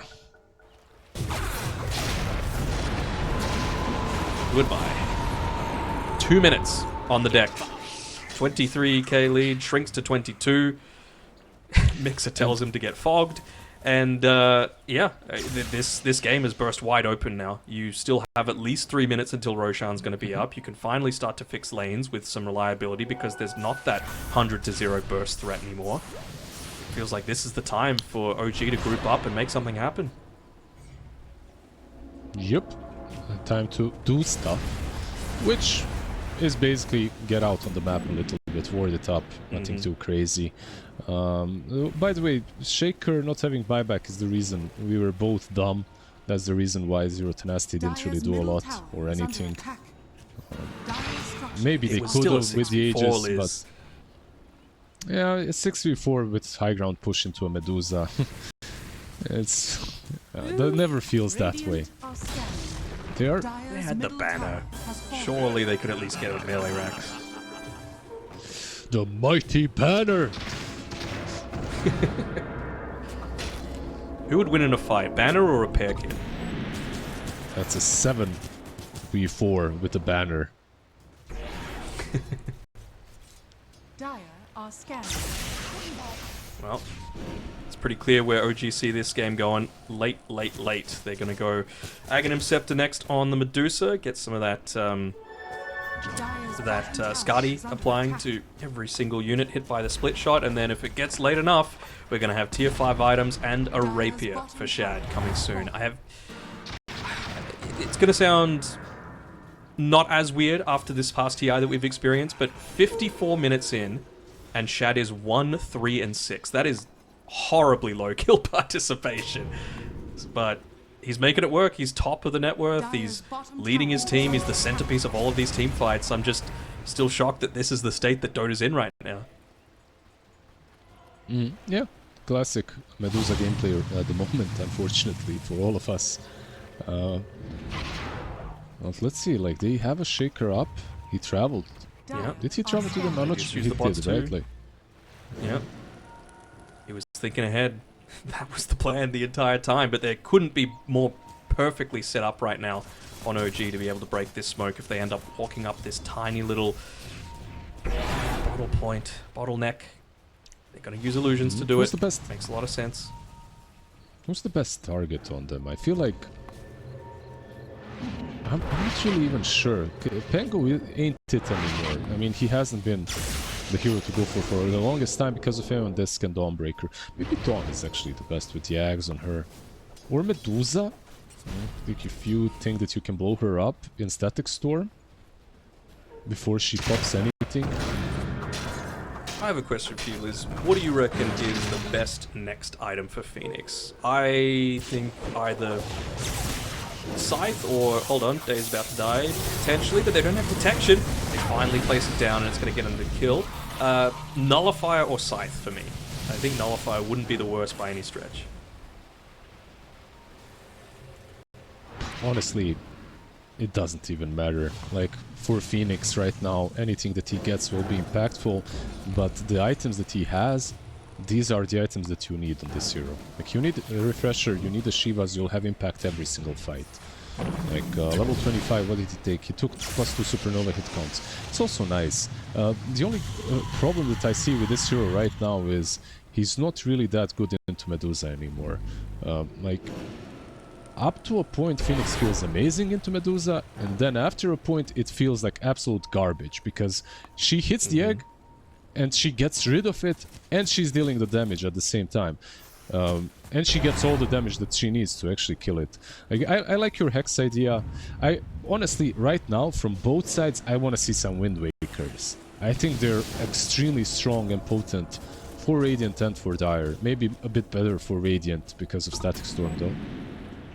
Radiant are scanning. And I mean, Dusa, even with Phoenix, with the blinding sun innate, she's got MKB, so that's not even going to be as effective at being able to just take out that egg in the middle of a lot of these team fights. It really just does come down to me, to the initiation, like who gets the correct jump. I don't know that Roshan is happening, but it kind of feels like OG are happy to stick their flag in the ground and say, we're not leaving our high ground. We're going to wait for these 60-minute items, tier 5 items. We're going to wait for our Aghanim Scepter and Rapier. We're going to wait for Lelis's Courier to respawn as well, so that we have 2 level 25 Dawnbreaker ultis. Yeah, he got the... he only lost the recipe. Like, he can actually just buy out. He can buy the recipe again and sell it later. It's one of the cheaper recipes in the game. Who cares? Just buy the ring and tiara. Buy another recipe. Understandably, though, I don't think he wants to put his body out that deep when they know that they're going for this Roshan. They actually get a Tormentor on the Radiant side, so for a Magic SF, not the worst shard to be getting at this stage of the game. Any shard still left to get? Dawn still doesn't have, but should be fine. Yeah, they've got so many big items, like... But the lead is shrinking. Buyback status is pretty good as well, yeah. Everyone with buyback. No, there were absolutely places where I feel like Zero Tenacity could have maybe YOLO'd it. Especially like you mentioned, the 6v4 situation, maybe they could have gotten a bigger lead right there. Right now, these fights, anything truly can happen. And now you actually do have that Aghanim Scepter Dusa to have to contend with, so like everything's getting Skadi applied to it. Everything's so much harder to just walk around even in a lot of these team fights. They've even been able to push in the majority of this bottom lane on OG because they're just, I don't want to say indecisive, cautious certainly is the way that they're playing this. Look at Storm. Yeah, they're keeping an eye on him. Yeah, they want him, but they need to pop BKB because of Shaker. They don't. I don't think they noticed the They're on Shaker top of each other though. Imagine if you got both. Oh my god. Oh, the Shaker is good. Oh, what? Okay, maybe then just the Storm. But maybe now that you know that. Oh, I was about to say, Daze ended up walking forward, and is he going to be able to catch him out? This is interesting gameplay going on for sure. Will end up paying with his life. End up committing 3 heroes just to be able to take out the Hoodwink, but he's got buyback and brought them to the other side of the base. Might have literally just been delay this Aegis. See if we can get some time to get out on the map. They're 10 seconds away from tier 5 items. If Storm was alone, they probably try to go for the kill. But he's definitely not an easy kill to make anymore. I still think that SF with Hunter's Boomerang has enough firepower to take down the Storm. Possibly because of the Shaker being around, they decided not to.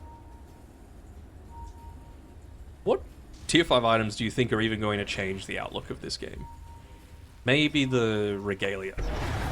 Like just 20% more damage. Yeah, get the Divine Rapier and the Regalia on someone like Medusa or Morphling, and we're really happy with it. But it doesn't really feel like anything else is going to have a huge impact, right? Like, Book of the Dead, of course, we haven't quite got to the point where Helm of the Undying is going to be massively impactful, as we'll be able to get the Courier that had half of the Rapier on it. Because they're just too afraid to go up onto the high ground, right? Like, it's... Helm of the Undying isn't going to be like some base diving strat, and I hope for Zero Tenacity's sake that they don't go a little bit too deep here with 4-2-3 and Seth, because you're completely out of mana on Mirage. Yeah, it would be like... I don't know, like Undying is always good, I would say. It's, like, any single fight, everything can change. Like, let's say you're a Shaker or a support, you get gone on. Helm of the Undying basically allows you to turn the fight, gives you that extra time that you need. On the other side, it's also maybe not as impactful. but still pretty solid. Disruptor. Fallen Sky on him. Book of the Dead on Phoenix. What else do we have? I don't mind the Book of Undying the Dead. on Storm. Yeah. Book of the Dead, old especially with TG2. you know, a smoke plus the bots too on Earthshaker, you could potentially really try and get in behind in this base, particularly if you're able to take out one of these side lanes, tier 3 tower. It will die very fast, of course. But another thing, Helm of Undying versus for a Shaker, for a Disruptor, for these kind of heroes is so damn good, because you can make sure that you You're gonna pop get your that one ulti big off. ult that you need. Yeah, exactly.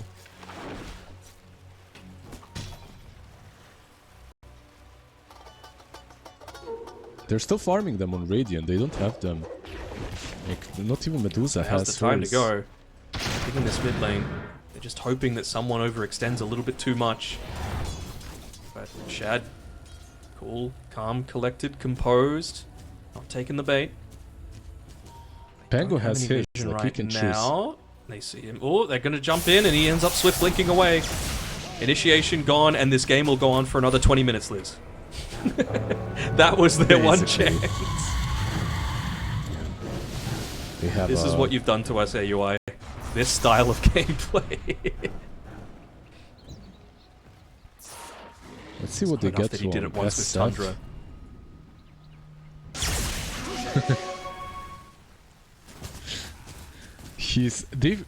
For me, AUI has actually defined Dota through my whole career. Like, the heroes that he played were usually the position 4s that I played when I played competitively. So he inspired me when it comes to the gameplay as well. And then as a coach, to just change the game so many times. They are getting Sacred Relic on a courier down bottom. So is that a rapier? That's not a rapier, is it? It's Hoodwink's Courier. So it's a nullifier that he's looking to try and purchase up on Nullifier, days. yeah. Don't hate it. You've got the For sure, Aeon they need disc one. about to be completed on Mirage. He's got the recipe in his backpack, and I think his courier is holding the other 2 pieces. Even just meteor hammering towers. He might have misclicked something, or are they even going to get to the point where Seth uses Fallen Sky onto the tower and then they like blink away? That's I mean, it might happen, but Never know. 100% the worst hero to go for that kind of a play. He's got Aeon. Never know. But yeah, I was talking with Snare about this the other day, and like, a lot of people talk about various different people being like the goats of Dota, and you know, they're going to use Meteor Hammer to do what I just said. So Fallen Sky not good enough, but Meteor Hammer will do the job. I don't know why AUI isn't in that discussion as like literally the top pick. He's the only one to win TI 3 times. Oh, absolutely, he is. I mean, there are some flashier players, I think that's why. Plus, Hold on, he's going in onto 2. They're going all in, and they're going to use the ulti from the Dawn to try and save, but he ends up ulting into the Disruptor ulti. Will he be able to get off the refresh to be able to use it again? He's on 1 health with the Helm of the Undying, so will be able to if they need it. And they're going to end up getting him at the end of the day, plus the Shadow Fiend. They end up getting away, end up popping the Stone Gaze as well, doing his best as Mixer to try and just keep them isolated, but it's into an amp damage, it's into 4 people just wailing in onto him, and they finally ended up breaking into the base. It was just off the back of a ballsy initiation coming through from Mirage, breaking their backs once again, and that Deso doing a little bit of damage into the racks, and finally giving them some passive pushing power inside of the base. 1 buyback being used just on the position 5. Probably going to get a second, although that's a nice little initiation coming through. Static Storm again onto Shad. He's used all of his cooldowns already, and he's barely getting tickled by a lot of this damage coming through. Again, the Sunray doesn't do much at all. And they're going to get in on the Storm. Yep, Helm of the Undying coming through. Is he going to potentially do a little bit further? I mean, he's going to dive a little bit further away. Not that it's going to change much of anything. I mean, 2 extra buybacks being expended. Not the worst. Top lane's going to push in with those super creeps. Yep. Mid-wave, Mid-wave it for kind of zero feels like Tenacity. OG are forced to make something happen a little bit here. Well, you would like to. You would like to think that they might try and force out a buyback on Storm. The only problem is, if you're too out of position while forcing it out, you might just fall. Rapier queued up by Medusa, 10k gold.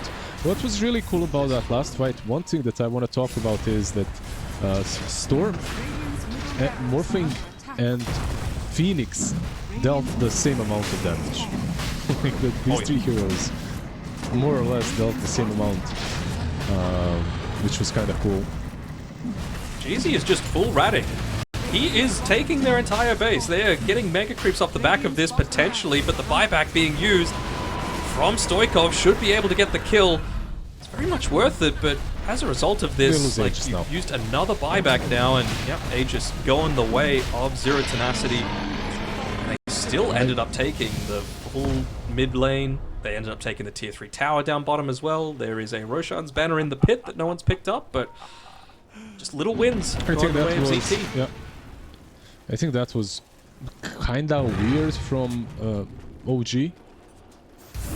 Going back to defend versus a Meteor Hammer Phoenix when your Medusa is in the pit, literally hitting Rosh. I think Aegis at this point is way more valuable. It's not just Aegis, it's Refresher as well. It's, I guess she is on Shaker too, so. So you end up still losing a bunch anyway, right?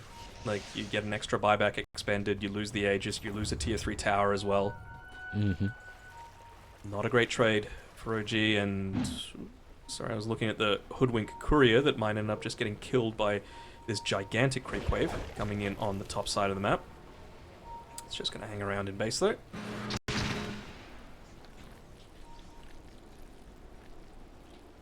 They're probably just Wildfire waiting for Phoenix here, right? Like, you wait for that Phoenix. Yeah. And you try to close out the game, at least get mega creeps. I'm not saying, look, it's only minute 70, it's 25 Dota. We're waiting for at least 100 minutes of this game.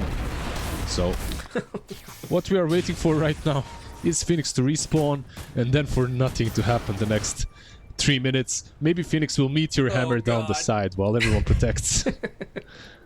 That's it. Everyone needs Boots of Travel too, by the way. Everyone needs Meteor Hammer. Just Storm zip through while Meteor Hammering. Yeah, he's got Block of Cheese as well now on Storm. He actually does, holy. Very savory. Come on, it's scrumptious. Try it. I love the flavor text on items like this. First there was the Belt of Strength. Then there were the Boots of Travel. Now, at long last, the Block of Cheese. Oh, eats it. There we go. 500 perma shield, essentially. Could think of better heroes to give it to, like the Shaker, perhaps, just so that he's not tickled by a little bit of wayward damage and can still actually get the blink off at the start of the fight. They're actually going to initiate in onto Shad. It's a really early use of the BKB. They end up being able to take out the Disruptor, and they'll get the Morphling possibly as well, but he's hanging out around his Supernova, so he should be A-okay. They're going to want to go back in. They choose the Pangolier as the main target. They're going to be able to potentially get him as well, but pops the Ghost Scepter, gets the Refresher use of the Solid Guardian by the Dawnbreaker as well, and they actually up taking out the Morphling's first life. Egg ends up going down. They've still got 2 uses of the Echo Slam, finally uses 1 onto the Pangolier, and will get the first life out of him, will get the second. That's no buyback on both Pango and the SF, and the Deuce is going to go down. Deucer has the buyback, but that's the Rapier on the deck. There's only so much that a Deucer plus 2 supports is going to be able to do. No point in holding the buyback right now on the Shaker. You just use it, join the rest of the boys, and finish this game off. For both the sake of Zero Tenacity in this series and our sanity. You'd think that would happen, but why not wait for 90 more seconds? They will all go back, heal up. Like, look at Morphling, look at Storm, they're too low. They might. Like, all jokes aside, they don't really have ultis no eggs. Oh. They don't have Disruptor ulti as well. But they do have two cores travels, right? Yeah, 2 cores. That they might. I'd be very surprised if they didn't. They have to, surely. There is not a better scenario to do it. Alright, here we go. Ends up even buying out a Moonshard for the Morphling does the Shaker after the buyback. They're still kind of just hanging back a little bit. I mean, Morphling still has the buyback, so there's no real need for him to do it. Just walks on forward, uses the Disperser, starts hitting into some of these towers. It's just a question of when the glyph needs to be used, and it's now 40 seconds still left here, and they just want to control the Medusa. They're happy to let Morphling just hit into these towers while they control, and this game is done. There's nothing that they can do about it. Finally, 72 minutes in, 46k net worth lead at 0 Tenacity. Get the balls to go up onto that high ground. They take 2 really successful team fights. Like we mentioned it for a reason, and if he goes ham, this might be one of those games where Timber is just up front. Prepare for battle. You have to play around him. Your epicenter is great, but your song is great, but you also have Rolling Thunder against those things. I don't know, like the way I see it is the team fight from OG is a bit easier early on, but there is like this X factor of TB being the end-all ultimate carry of the game, that once he hits, like once 423 hits his like insane 6-slot timing, it They might know, be they know. over. They saw the illusion get body blocked by the smoke. They know it's coming. That's where all those pings are on the map. Relax. It's okay. So they're just gonna hang back. It's been 2 games now that Sez's been the one to get the first blood. I am a beacon of knowledge. Seems like that will happen this time around as 423's illusion confirms this OG smoke. 30 seconds to battle.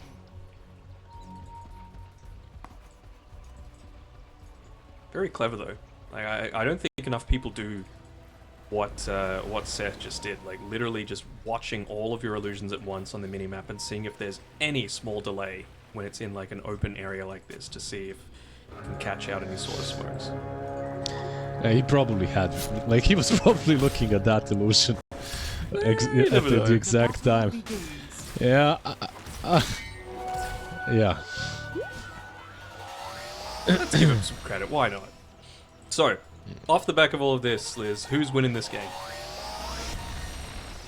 I have no idea. It's gonna be a fun one for sure.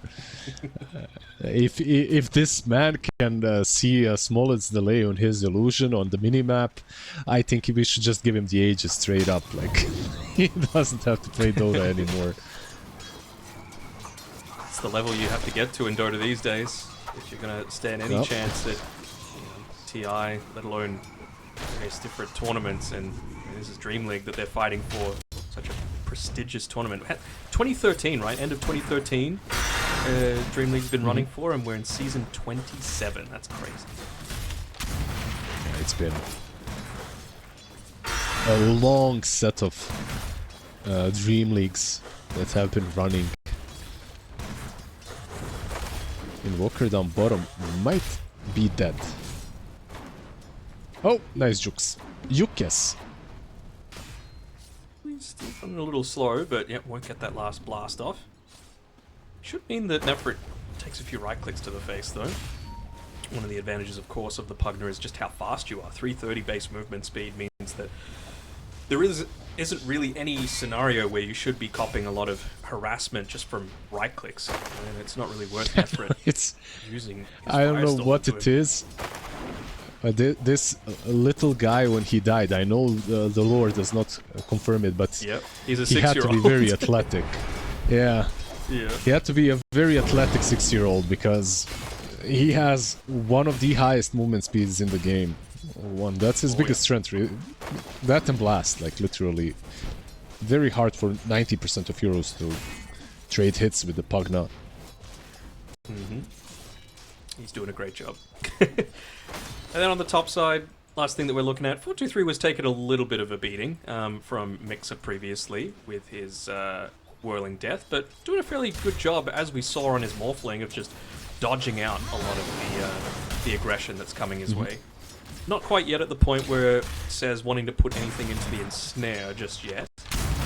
Just very deep actually, trying to perhaps snipe a courier, and it might cause his death, although the deluge ends up slowing them down enough that that's not going to be the case. Early metamorphosis just to dissuade them as well for continuing the chase, but it means that when he hits that level 3, probably won't have that meta damage to try and go for a kill. So while you don't give up the first blood, it does mean that Mixer should be primed for a really good time in this lane without the risk of dying.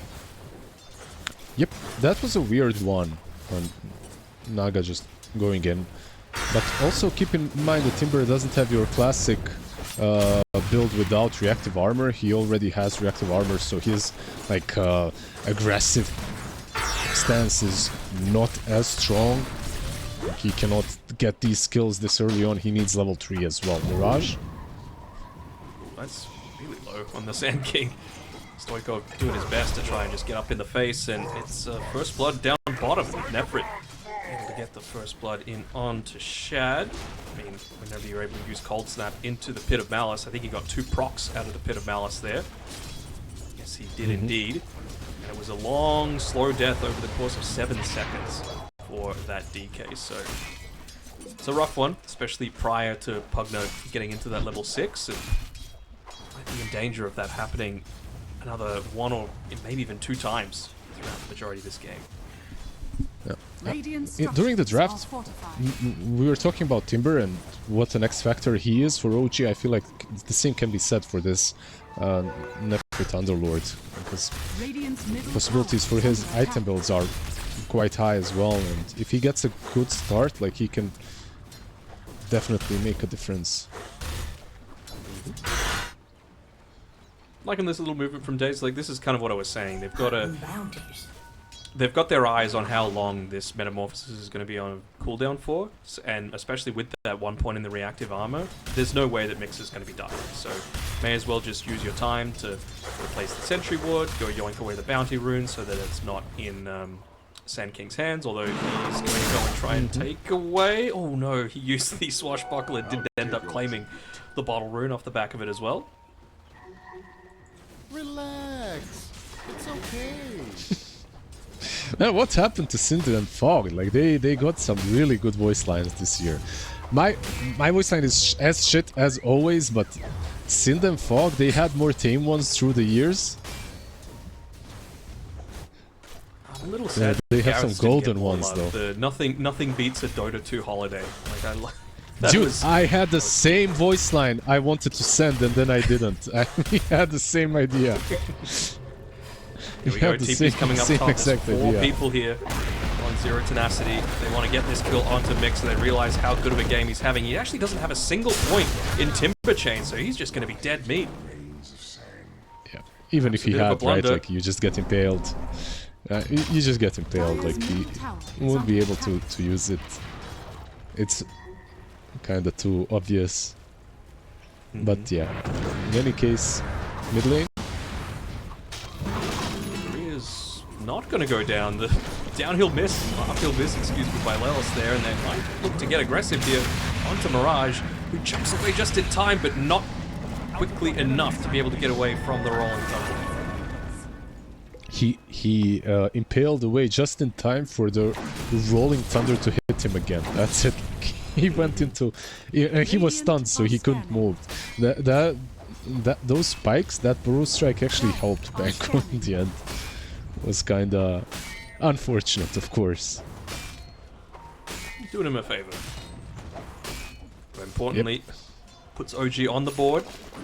1 kill early on for Stoikov is gonna do wonders for him, right? Like, just getting into that earliest Diffusal Blade, one of the best early game power spikes that exists in Dota, just provides you with damage, a little bit of extra mana pool, even the slow, just being able to help kite around in the middle of a lot of these team fights, enable the Timbersaw further to start using that Timber Chain once he's, I assume, level 7. He might put 1 point into it. Yeah, this is... because of the build that he has, I mean, he is a little bit harder to kill, which opens up the map for Daze, like you mentioned earlier, but no aggressive potential from the Timber, unfortunately. Seems like they're A-okay with letting 4-2-3 just get what he wants out of the lane if it means that this Timber is able to as well, and that's somewhat understandable considering how quickly, excuse me, a Sand King can snowball if you leave him alone to do whatever he wants. So putting a little bit more attention onto Mirage, especially after his great gameplay in game number 2 on his Storm Spirit. And this man has how many Timber games? Like, I want to open up his profile, but I'm sure it's a lot of digits on the Timbers. Oh, so yeah. he has an idea of this exact build. Pushing to the limit for sure.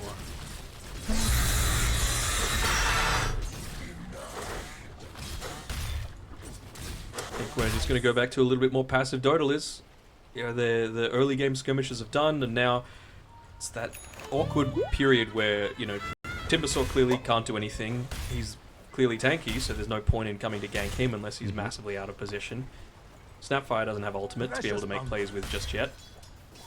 So You what can is the best maybe thing that you bait can with do? Sunder. You can bait with Sunder on top, right? There we go. Oh, well, he was massively out of position, so that helps. Yeah. They also saw Daze Oh, looking to place down that sentry ward, but it's slightly out of range, so it doesn't catch the observer ward that's covering that Tormentor area. So they'll see that he's made a move down towards the bottom side, and that's why Nefrit makes sure to just stay well back behind that tier 1 tower. Yeah, so far so good for Zero Tenacity. I think that they're getting more out of the map. The net worth is basically even. They made some big moves, and Sand King is because nice of little that. dodge there with the cookie. Radiant's top Tried to tower. cook Sand him King is while, getting a blink, by the way. Dire's middle tower Yeah. is under attack. Getting very close to it as well. Just the speed that he's able to take out a lot of these stacks, and Dire's by the time he has structures it, are fortified. Epicenter, probably only about 40 seconds off cooldown. Dodge once again, moving away from a lot of forward spells, and they're going to completely burn Stoikov's mana. Switches in the clarity. Are fortified. Some time until he can actually contribute anything to this team fight. Timber is a Lotus problem will though load. already. As well, look Radiant's at him. top tower Big is Sun under attack. taking the Stealing away. stacks. Sand King's coming though. Blink is on the courier about 5 seconds away maybe. Still connects with the stun. Going to have enough to be able to take out this Timber, and again, this is where just that point of Timber Chain might have been able to help him. Just had that bit longer so that the Rolling Thunder could come on through. Sand King taking a lot of damage to the face, but they still end up Tangle. living, and Stoikov's actually the one that's in danger. Go for a blind juice of Swashbuckle, but he already committed far too heavily and ends up going down. So Zero Tenacity, 5-1 lead to start this game 3. Yeah, he needed that level 7 for sure on Timber. Even though, like, in that situation, there's Cold Snap, Stun, you're probably not getting away anyway, but... Gets it straight away. But not before some stacks are stolen. I mean, to be fair, he did the same to Zero Tenacity.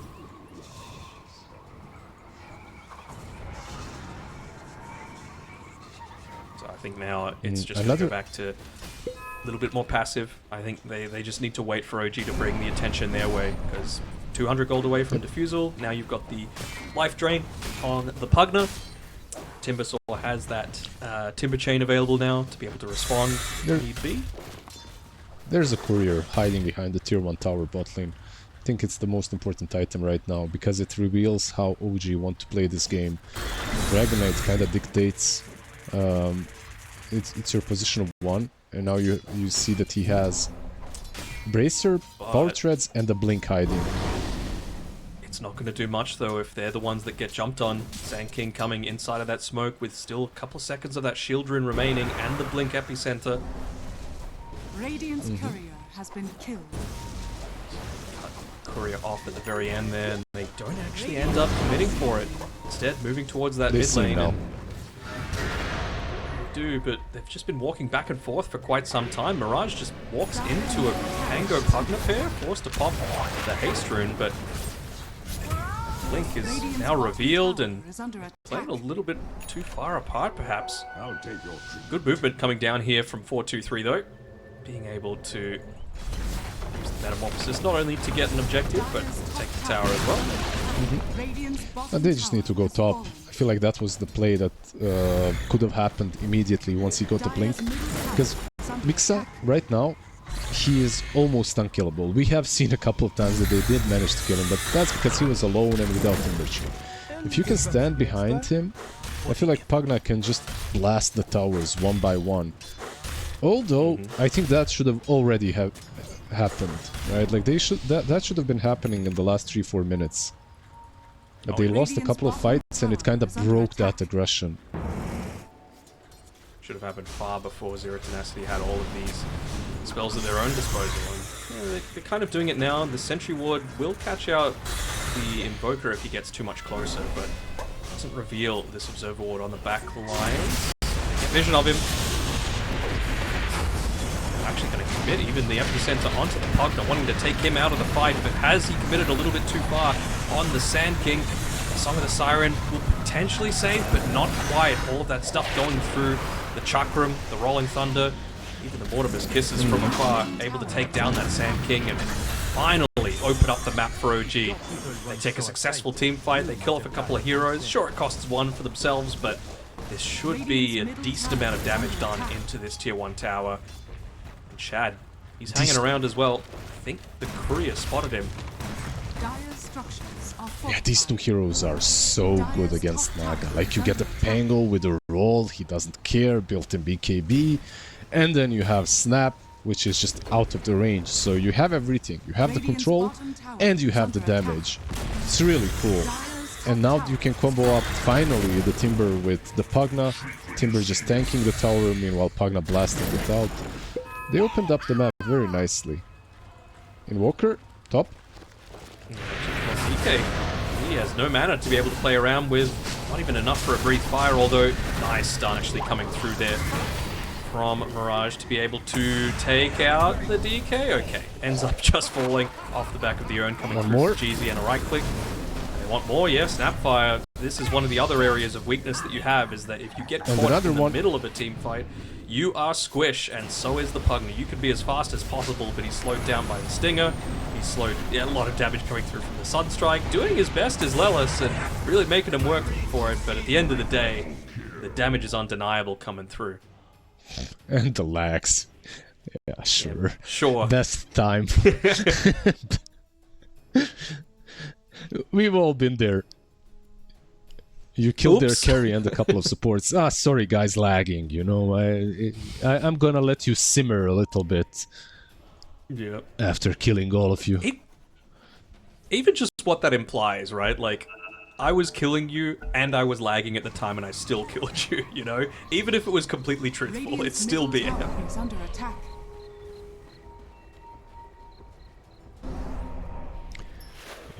Just unfortunate farming for DK. They took the tier 1 tower, and it's kind of cool that he felt safe, because on paper that kind of farming is safe. On the old map that would have been safe, but on this one, not really, because there are just too many angles. Your supports cannot cover. But again, this is one of the things that we mentioned about the Zero Tenacity draft, right? Is that they've got this Ghost Walk that's constantly out there. They've got the TB illusions. They've got the Naga illusions. You're going to get scouted all throughout the map, and there's not too much that they can do about it. Like, in terms of split push, Zero Tenacity have this one in the bag. So OG, they're going to need to think of another way to play this game. Perhaps grouping up a little bit more, especially around some of those really key item timings. I think you've got... Let's actually see what Mixer chooses to go for. He's got enough for the full Kaya Sange, which he finishes up. It was either that or the Blink Dagger. Had enough for both. Maybe he just wants his level 12 before they're fully committing into this next team fight, because by that time, Shad should have his own BKB, and then it really feels like it has to be go time for OG. Yeah, for sure. No mana, Specifically because of the item build on DK. I think that's one thing that worries me the most here for OG.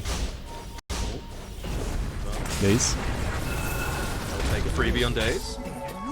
Like, the way I see the draft of OG is... It's like really strong even without full active build on DK. Right? Like, if That's you just like some... escape. Rolling Thunder used, so now they absolutely can't get active. Sorry, continue. No, I just think that there's so much early game potential from Pango and Timber that you can completely greed out on DK. But I might be wrong. They might be thinking the other way around. It's actually the Timber that will be winning this game for us. Like he's he's more or less the true carry. DK and Pango, they're the decoys. With this build, he's gonna have to be, right? Blink BKB. I mean, we've been saying that teams are playing that Falcon style, and I can't think of too many Timbersaws other than Amar's that you would say give it to, but Mexer is certainly up there. He is a fantastic Timbersaw player. Just got to give him the space to do so. That's why they've been giving him so much attention on Zero Tenacity, not letting him have that ideal start. Oh, they actually catch him out as he's looking to go through the Twin Gate. Stun's coming through. He's just getting a little bit too greedy. Will they get anything in this time? Not really. I think the Timber Chain change that happened in the last patch also messed with him there, because he missed the 3. He Timber Chain then moved, but it kinda... he still didn't connect to it, unfortunately. He was dead anyway. This is Shad? a really big deal based on what you were saying before, yeah. I'm watching Shad down on this bottom side of the map, just getting himself mana drained again, so there's just nothing that he can do. At least he had the arcane boots nearby from Days, but yeah, unless they really start to get active in the next... let's give them 2 minutes, around the 20-minute mark when it's daytime, a little bit better to go for the smokes because you're going to see people when you're moving around inside the cover of it. He's level 12, he's got Blink Dagger, he's got BKB. These are fighting items, they are not farming items, and they have not done a lot of fighting right now on OG's terms. They're going to try for Nefrit though. Hanging around, reducing a lot of the damage, and will he be able to just TP away? No, not quite. Mirage didn't end up fully committing. I don't think they've got the damage for him to continue to do so. It does, just to try and take out Shad, and that'd be a pretty decent pick if they were able to get it, and they do. End up taking out the enemy carry. Still has the Essence Ring that he's able to pop. A couple of bottle charges left. Might try and just roll up the creep wave and then Burrow Strike away. Where's Naga in all of this? That's what I want to know. Like, this is what it's kind of designed for. And Blink Dagger on Naga Siren as well is the item that's been purchased up by Seth. So look at him! Really they don't see him! Oh. Okay, that's... yeah, that's a tip right there. I can't believe that he managed to get away. Why you let the man play his pause for Invoker, Liz? Yeah, that's why, because he can hide behind the trees. But no, like he's having a lot of impact on Invoker. Like he is draining all the mana and stuff, like giving all the info, giving all the vision. Dragonite has been dying multiple times because of the Invoker. And he has the quick fingers to escape all these crazy kills that could have happened on him. Dragonite again, the moment he shows up, Invoker is running at him already with Tornado EMP. Oh, this is the start. I'm just watching Mirage blink in front of Stoikov's face and take a shield rune again. And again, the thing is, I would really like OG to make a play. You're 150 gold away from being able to finish up the Aghanim Scepter on this Pangolier. But because they've delayed it long enough, you've already had to use the Elder Dragon form. You're going to have the Epicenter back up in another 5 seconds. They will get a quick pick off onto the Invoker, but it's not a killing spree or anything like that. It was just had the 1 kill and the 11 assists, and Mirage, he's got his eyes on DK. They still want to go.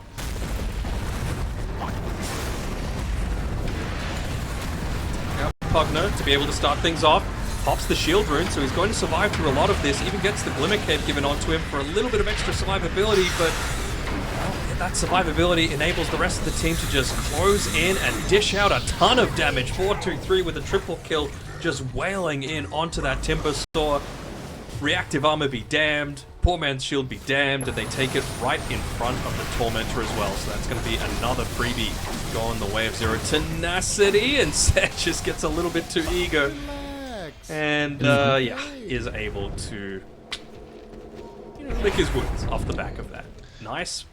He wanted to go to base. Sure. That's it.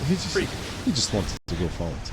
Good song from him, by the way, last fight. Dragonite popped the BKB, so he was the only one unaffected by the song, which meant that he was the only one dealing damage to Sand King.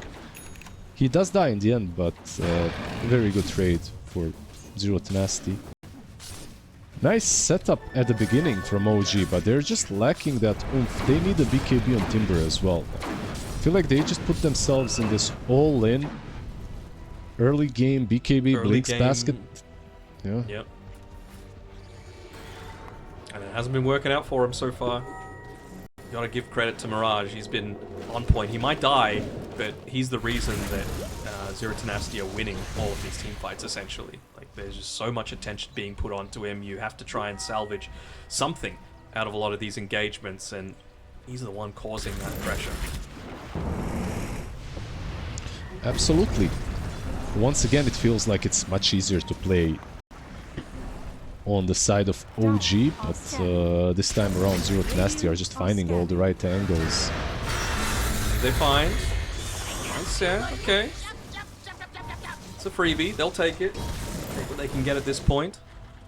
Really does reduce a lot of the stress coming out, because remember, this is...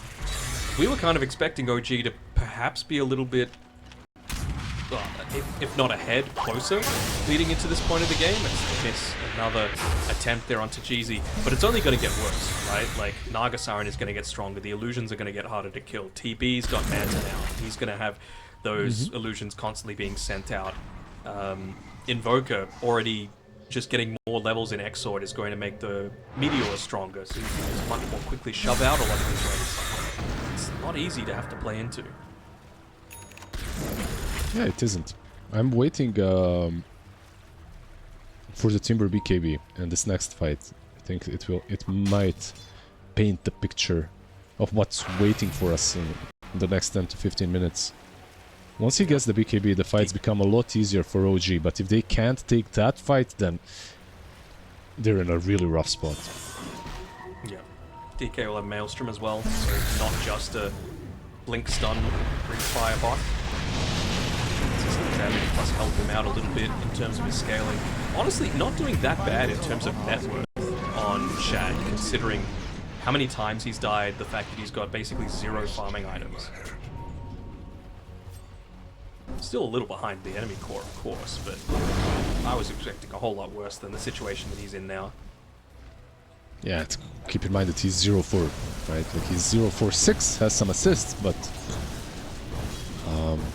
it is a DK, and the way that he's been playing is he's been very quick-fingered on his ults. Like, he hasn't been saving the ult for any big fights or any big objective taking. He just insta-pops it and goes for a set of creeps. And that's it. I think that's one of the reasons why, even though he has died a lot of times, he's been keeping up his farm. The only question is, there's a reason why this hero is being played usually the way he is, right? Like, you just go for objectives, you want to play fast. That's because generally you fall off. But maybe we should all just relax. Maybe it's okay. Relax, maybe he will scale. Okay. TB pretty close to finishing up the butterfly as well. Not an amazing butterfly game. You know, it's obviously going to give him some protection, but you know what? It's just great scaling. Going to enable him to be a little bit more of that frontliner. The Nullifier is the one that I'm really looking forward to seeing from the TB, just to be able to get away, to ignore, excuse me, the 4-stars that they've got going on, the Decrep, of course, and even just things like the Solar Crest, the eventual Glimmercape, potentially. It takes an early one, really disincentivizes the Aeon Disc as well if it even does get that late, but gotta say, Zero Tenacity, I would not be scared if I was in their shoes of going late, but this game doesn't show the signs of them needing to go late either. There's not that big raid boss of a Medusa waiting for them on the high ground. Feels a lot more comfortable for them to just slowly push, even using just illusions to do the high ground sieging. Yeah, maybe get a Yules on someone. Like you mentioned, Nullifier Yules also really good if Timber does go for Aghanim's another thing that you can think about, but he has a BKB already, so overall Radiant structures I absolutely are agree. I think that they're in a position in which they have the raid boss, and OG they need to find a way of dealing with it. Yoinking him in with the reel in. And that's the thing, it's only going to get stronger for Set as well. He's got the Blink Dagger and the Ghost Scepter like we mentioned, so you're always going to be able to just go to the exact spot that you want. Look at this high ground push. They have no cares. They just keep on pushing forward. What are they going to do to stop them? It might require a buyback, honestly, out of the Sand King, just to throw more of his kisses and force him away. No, they just need a Timber, but Timber was controlled. That's the reason why they did this. Timber was controlled by Invoker, he couldn't TP out. That's why he's a bit late here. Speaking of Invoker, he is going for the Aghanim Scepter, so looking to try and get into that Tornado upgrade. Coming through from that, just the point booster for now. But yeah, I was mentioning the Naga Siren for the later stages of the game. He's going for an Ags of his own, so a way to be able to control the Pango during the Rolling Thunder as well with that ensnare feels pretty damn nice. Absolutely, especially for Terrorblade as well, right? Like he can actually stand and hit. Oh, they're going in. Failed initiation, I think. That's fine, they can back off. Even if they used a bunch of things, they've still got that Song of the Siren to be able to reset if OG did try and make a bit of a play. And they still have 3 minutes on Aegis. They have meta if they want to use it. They can't go in again. They don't have Underlord though. Like he is completely on the other side of the map. He just used the Fiend's Gate. I mean, I guess they don't know exactly where he is, where he TP'd to with that Fiend's Gate. If they try and get another quick pick up onto Daze, nice 4-star, just to be able to keep him safe. And Mix needs to be a little careful here. On paper, you should go back, right? Like, no Underlord, like you mentioned. This is kinda, yeah, interesting from Zero Tenacity. TV illusions though, right? Going in, still no BKB wanting to be popped just yet. Got the potential for the Sunder, but not popping it. Oh, he's surviving though. So a lot of this damage coming through. Still doesn't, so no Metamorphosis for the second life. Where is the damage actually going to be coming through consistently? You pick off one support, but kind of a little deep here on Mirage, and he might get picked off here. Shad, he's able to pick up a really clean kill onto the bottom side of the map and take away a lot of this farm. Underlord finally shows up to the fight. Big Aura Man himself, but wasn't able to pop the pipe, wasn't able to have that Atrophy Aura running during the entire team fight. Just getting a little bit too eager with Zero Tenacity, and might be a very small victory, but you'll take what you can get if you're OG right now. Yeah, Bosnia's antipod is Hawaii, I think. That's if you drill a straight line through the earth, you would end up somewhere there, right? Like somewhere in that ocean. If you drilled a straight line from where TB was, you would find Underlord. He was literally as far away as possible from his team. He had no TP from travels or something. He had no ult. They still decided to push the high ground. They got punished for it quite heavily by OG. Nice read from OG, but honestly, Zero Tenacity, like you questioned it, I questioned it. No reason for them to stay there for so long. One of those unforced errors is they just find it, blow up the Naga Siren, and they're going to find the Underlord as well. TP interrupted. Might try for the Fiend's Gate, but we've still got plenty of time left on that Rolling Thunder. Didn't even pop the Pipe of Insight when trying to flee, but it wouldn't have made a bit of difference. Have Zero Tenacity 10K into 5K. OG have even the huge window for them to be able to come back into this one. Is that a completed Ags on Invoker? I think it is. Coming out to him on the courier now, so very nice for him. Level 15 might opt to put the one talent point into the Tornado cooldown as a blink forward by Shad doesn't quite catch him, was already in the Ghost Walk on GZ.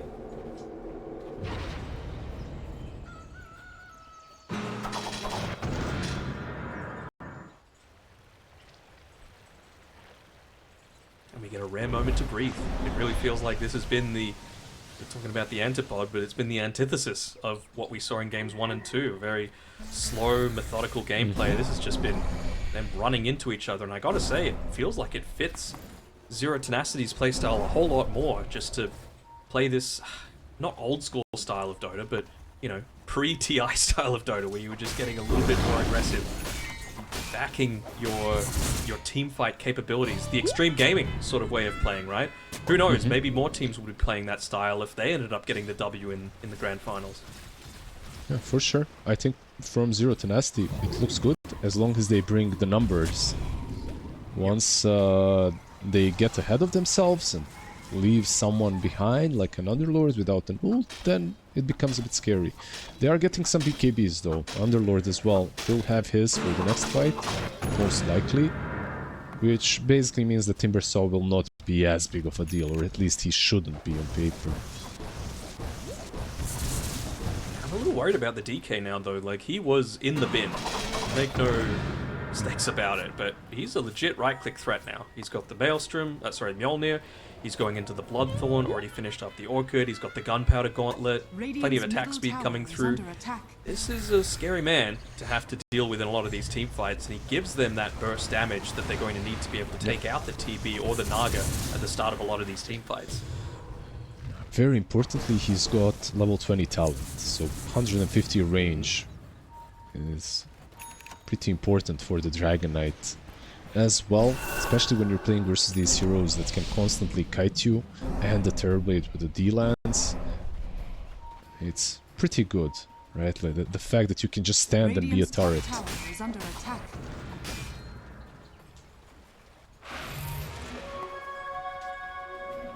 So what is the next play? A minute left until Roshan.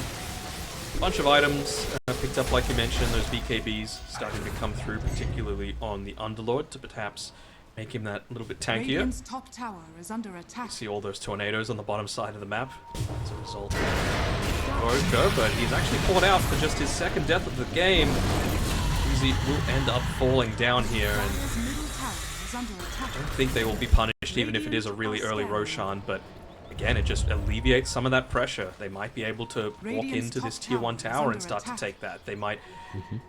they weren't able to secure the Tormentor. It was Zero Tenacity that was able to get it, so it's a free Aghanim Shard for Mirage now. Very nicely done, amping up his damage even further.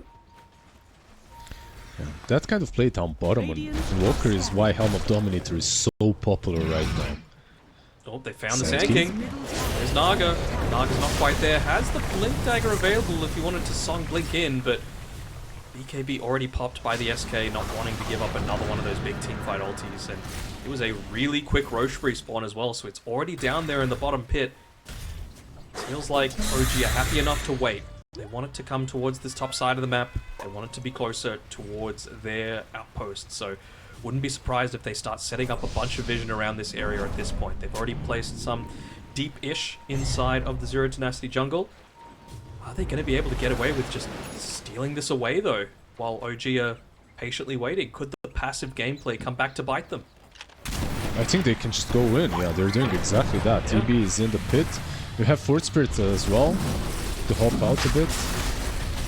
I mean, OG, I think they definitely need to contest this one. They don't have Dragon Fruit though. It's too late. It's too late. Yeah.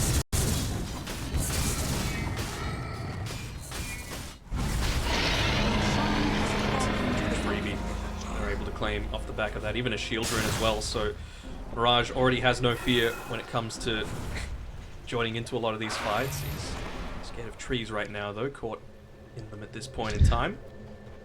They're just fair men, you know, they like to play a good old 5-on-5 game. They don't like to have a number advantage. 2 games in a row, they're not really contesting Roshans. True. Feels like they're just going to make the exact same play that they made previously. This time around, they're just saying, okay, make sure Underlord's here. He's picked up his level 20. He's got his pipe, he's got his BKB, he's got his Agative Scepter as well, so even just for the purposes of initiation, they might be able to catch out Mixer with that initial route coming through from the Underlord ulti. Radiant's middle tower is under attack. Yeah, let's see. 4-2-3 already on bot lane, sending in illusions.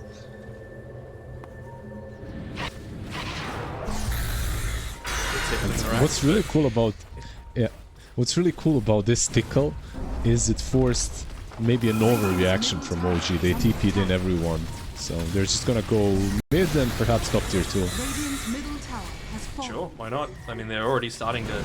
won't do anything, but says sending the Naga will potentially help force, push that wave a little bit quicker. And that's, again, illusion gameplay. This is what happens, you know? Bot lane's pushed in, mid lane's pushed in, top lane's going to be pushed in as a result of it, and just feel like there's nowhere you can go. There's no opening for you to be able to take a successful team fight, and it's going to rely on a zero tenacity blunder, it feels, for them to make anything out of this game. Yeah, they have all the map control now, right? Like you said, the illusions, also the fact that you have the Aegis, the fact that you can just sit on the high ground, send the illusions, creep skip. Rough position to be in for anyone. It's really difficult to smoke out and make a play, but at the same time you don't truly have to. You can wait for the Aegis to be reclaimed. Timbersaw did manage to sneak out on the map, he's farming. Tango as well. Looking to go into that Scythe device on the Timbersaw, so would be handy to enable them to just blow someone up at the start of a lot of these team fights. Again, it really feels like Naga Siren is that one, just so that you can feel comfortable popping that BKB that you're going to have a full-on team fight. You're never finding him. Unfortunately, if he plays the way he should be playing with the blink, you're never finding this Naga. Yeah, it's gonna be way too difficult. They forced out the BKB, by the way, with the single Underlord ult, so no BKB on Dragon Knight. At least for 60 seconds. It's a 6 seconds BKB anyway. Not the biggest loss, but gives an opening to the Zero Tenacity. We've got a Hurricane Pike coming out now on the Courier. They've still got a minute and a half left on the Aegis, so I'd be surprised if they didn't try and make something happen right now. I mean, I say that, but GZ ain't here. And he's probably not going to have that Scythe of Ice by the time Aegis expires, so it feels like a little bit of a missed opportunity to not want to at least use illusions to broach high ground, because like there's no Echo Slam, there's no big epicenter, there's no, I don't know, Dream Coil that's going to be coming through that you can really be too worried about. Just push with illusions, you know, and have the boys backing you up. Even Alacrity feels like it would be such a huge tool of being able to put a lot of extra pressure here onto OG. Why do you think they are playing like this? Maybe they just value the farm on the map that they're getting, right? They're getting everything. Sure. Makes a lot of sense. Like, as long as the enemy team isn't getting anything, you're relatively happy for this to happen. And, I mean, we said it from the very beginning, right? They're in no rush on Zero Tenacity. Like, they have got, in my opinion, the better scaling lineup. And they're approaching some of those big timings, right? Scythe of Ice is 150 gold away for Invoker. Naga Siren has enough for Ags if she wants it right now to send it on the Courier.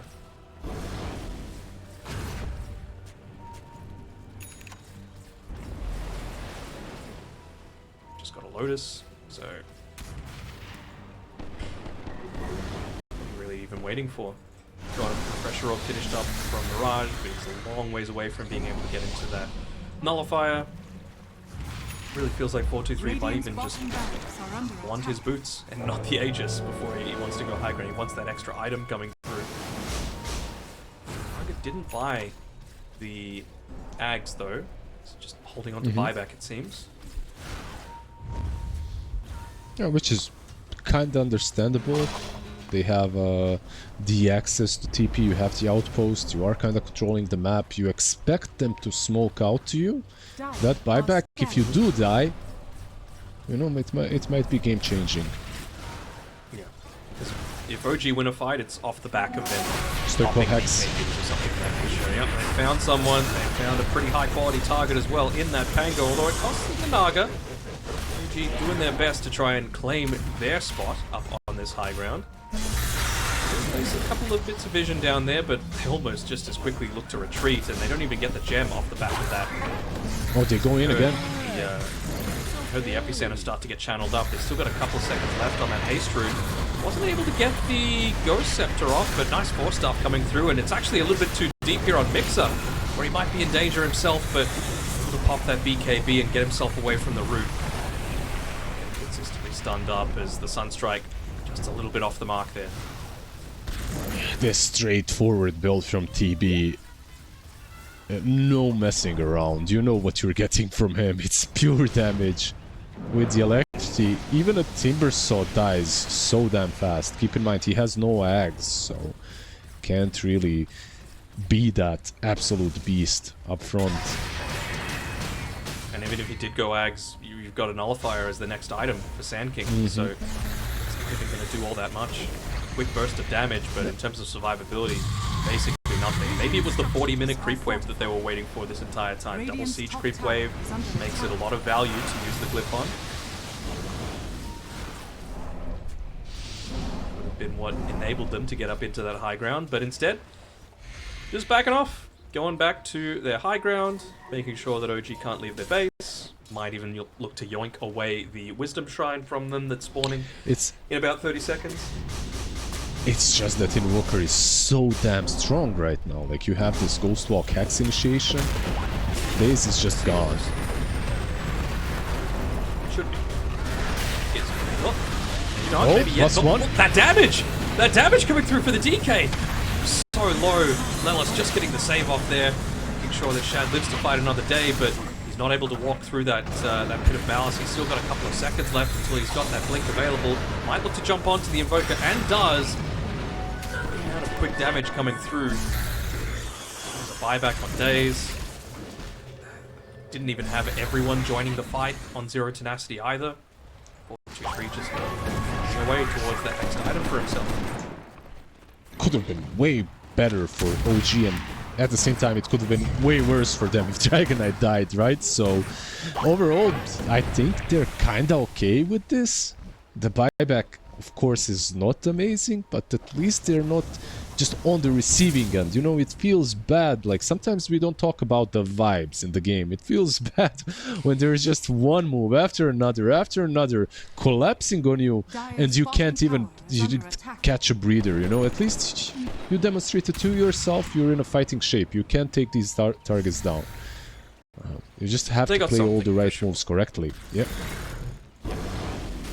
And it was a bait, by the way. Snapfire was not on the map like that for no reason. That was an absolute bait. 4-2-3. Okay, he's gonna get it. Sunder needed. Dire's middle tower is under attack. Okay, has the Lincoln Sphere finished, and a couple of creeps away from his level 25. I wonder what he's gonna go for, because they are kind of bursty, you know, with the Sand King, with the Invoker, in terms of the damage that's coming out. So, do you want to go the Metamorphosis just to make some of the sieging a little bit easier? Do you want to go the lower Sunder cooldown? Actually, they're looking to find out on the Invoker, and it's a pretty decent backline disruption coming through here from the Pangolier, forcing some BKBs to be popped, but he needs to get out of dodge, because that damage coming through is going to smash into the Pangolier, and the Sunstrike actually connects as well. DK, he's isolated in the middle of all of them. That Pit of Malice just catching onto the end of the Timbersaw. He's level 25, he's able to get away with that extra speed coming through from the Timber Chain, but with that, another successful team fight, and once again, it's taken around a high-value objective. They go into the Roche Pit. This is number 3, so they're going to get that cheese, they're going to get that refresher, and they're going to get Mixer as well off the back of a move from Jeezy. Use the Sacrifice, the Spirit Vessel, and everything else just to be able to take him out. Super high-value Spirit Vessel, of course, this game. Into all of these bulky boys, it's nice. Into Pug now, of course, as well. the Hex, the Ghost Walk setting up for so many kills. Nice BKB attempt, I guess. BKB TP out from OG. Nice attempt to make an aggressive move, but damn, I feel like we were waiting for so long for them to make a move that this one felt very underwhelming once it did happen. Oh yeah. It's like the Dragon Knight just isn't tanky enough for a BKB standalone fight. Like, he just can't take this game one-on-one versus the TB. Absolutely not. I mean, it's that snowball effect, right? Of going the early blink and not fighting, going the early BKB and having to use the first one super defensively. This is not what you went that item build for, and I want to say, like, the damage from Mix has been alright, but it hasn't been game-changing like this TB's damage has been, like Mirage's Sand King has been. Now, that's been next level, and he's got his Epicenter back online, he's got the Nullifier, he's got the Refresher Orb, Pyrrhic Cloak, Ghost Scepter, Black King Bar, Cheese. Like, you're not killing Mirage. Yeah, the difference between game 1 and 2, the way they want to take these fights is so massive. The way they are approaching the game, I think, like, you had Medusa in game 2, all about the Medusa, right? This game 3, Yep. Dragon Knight is a side character, at most. Well, speaking of him, they found him and they forced an early BKB out, and they're going to be very happy with that. Again, you've got the Refresher available on Sand King. Although they found him, he actually walked outside of his invis for a second there. That's just the thing, you pop the Song of the Siren, the damage from the DK just completely goes away, and now you're in a perfect position to just counter it. Mixer is just getting blown up from start to finish, doesn't have that buyback available, the Refresher's being popped, they're going in even further, and they're going to knock OG down to the lower bracket off the back of this. Dead, dead, dead, dead, and 0 tenacity. In pretty convincing style this game. There was no second guessing from them. They got their mojo back in that game number 2. Well, definitely some tenacity in this series. Nice gameplay overall, nice drafting, nice gameplay. I think this Invoker in game number 1 perhaps didn't look as impressive because, in my eyes, Invoker in game number 1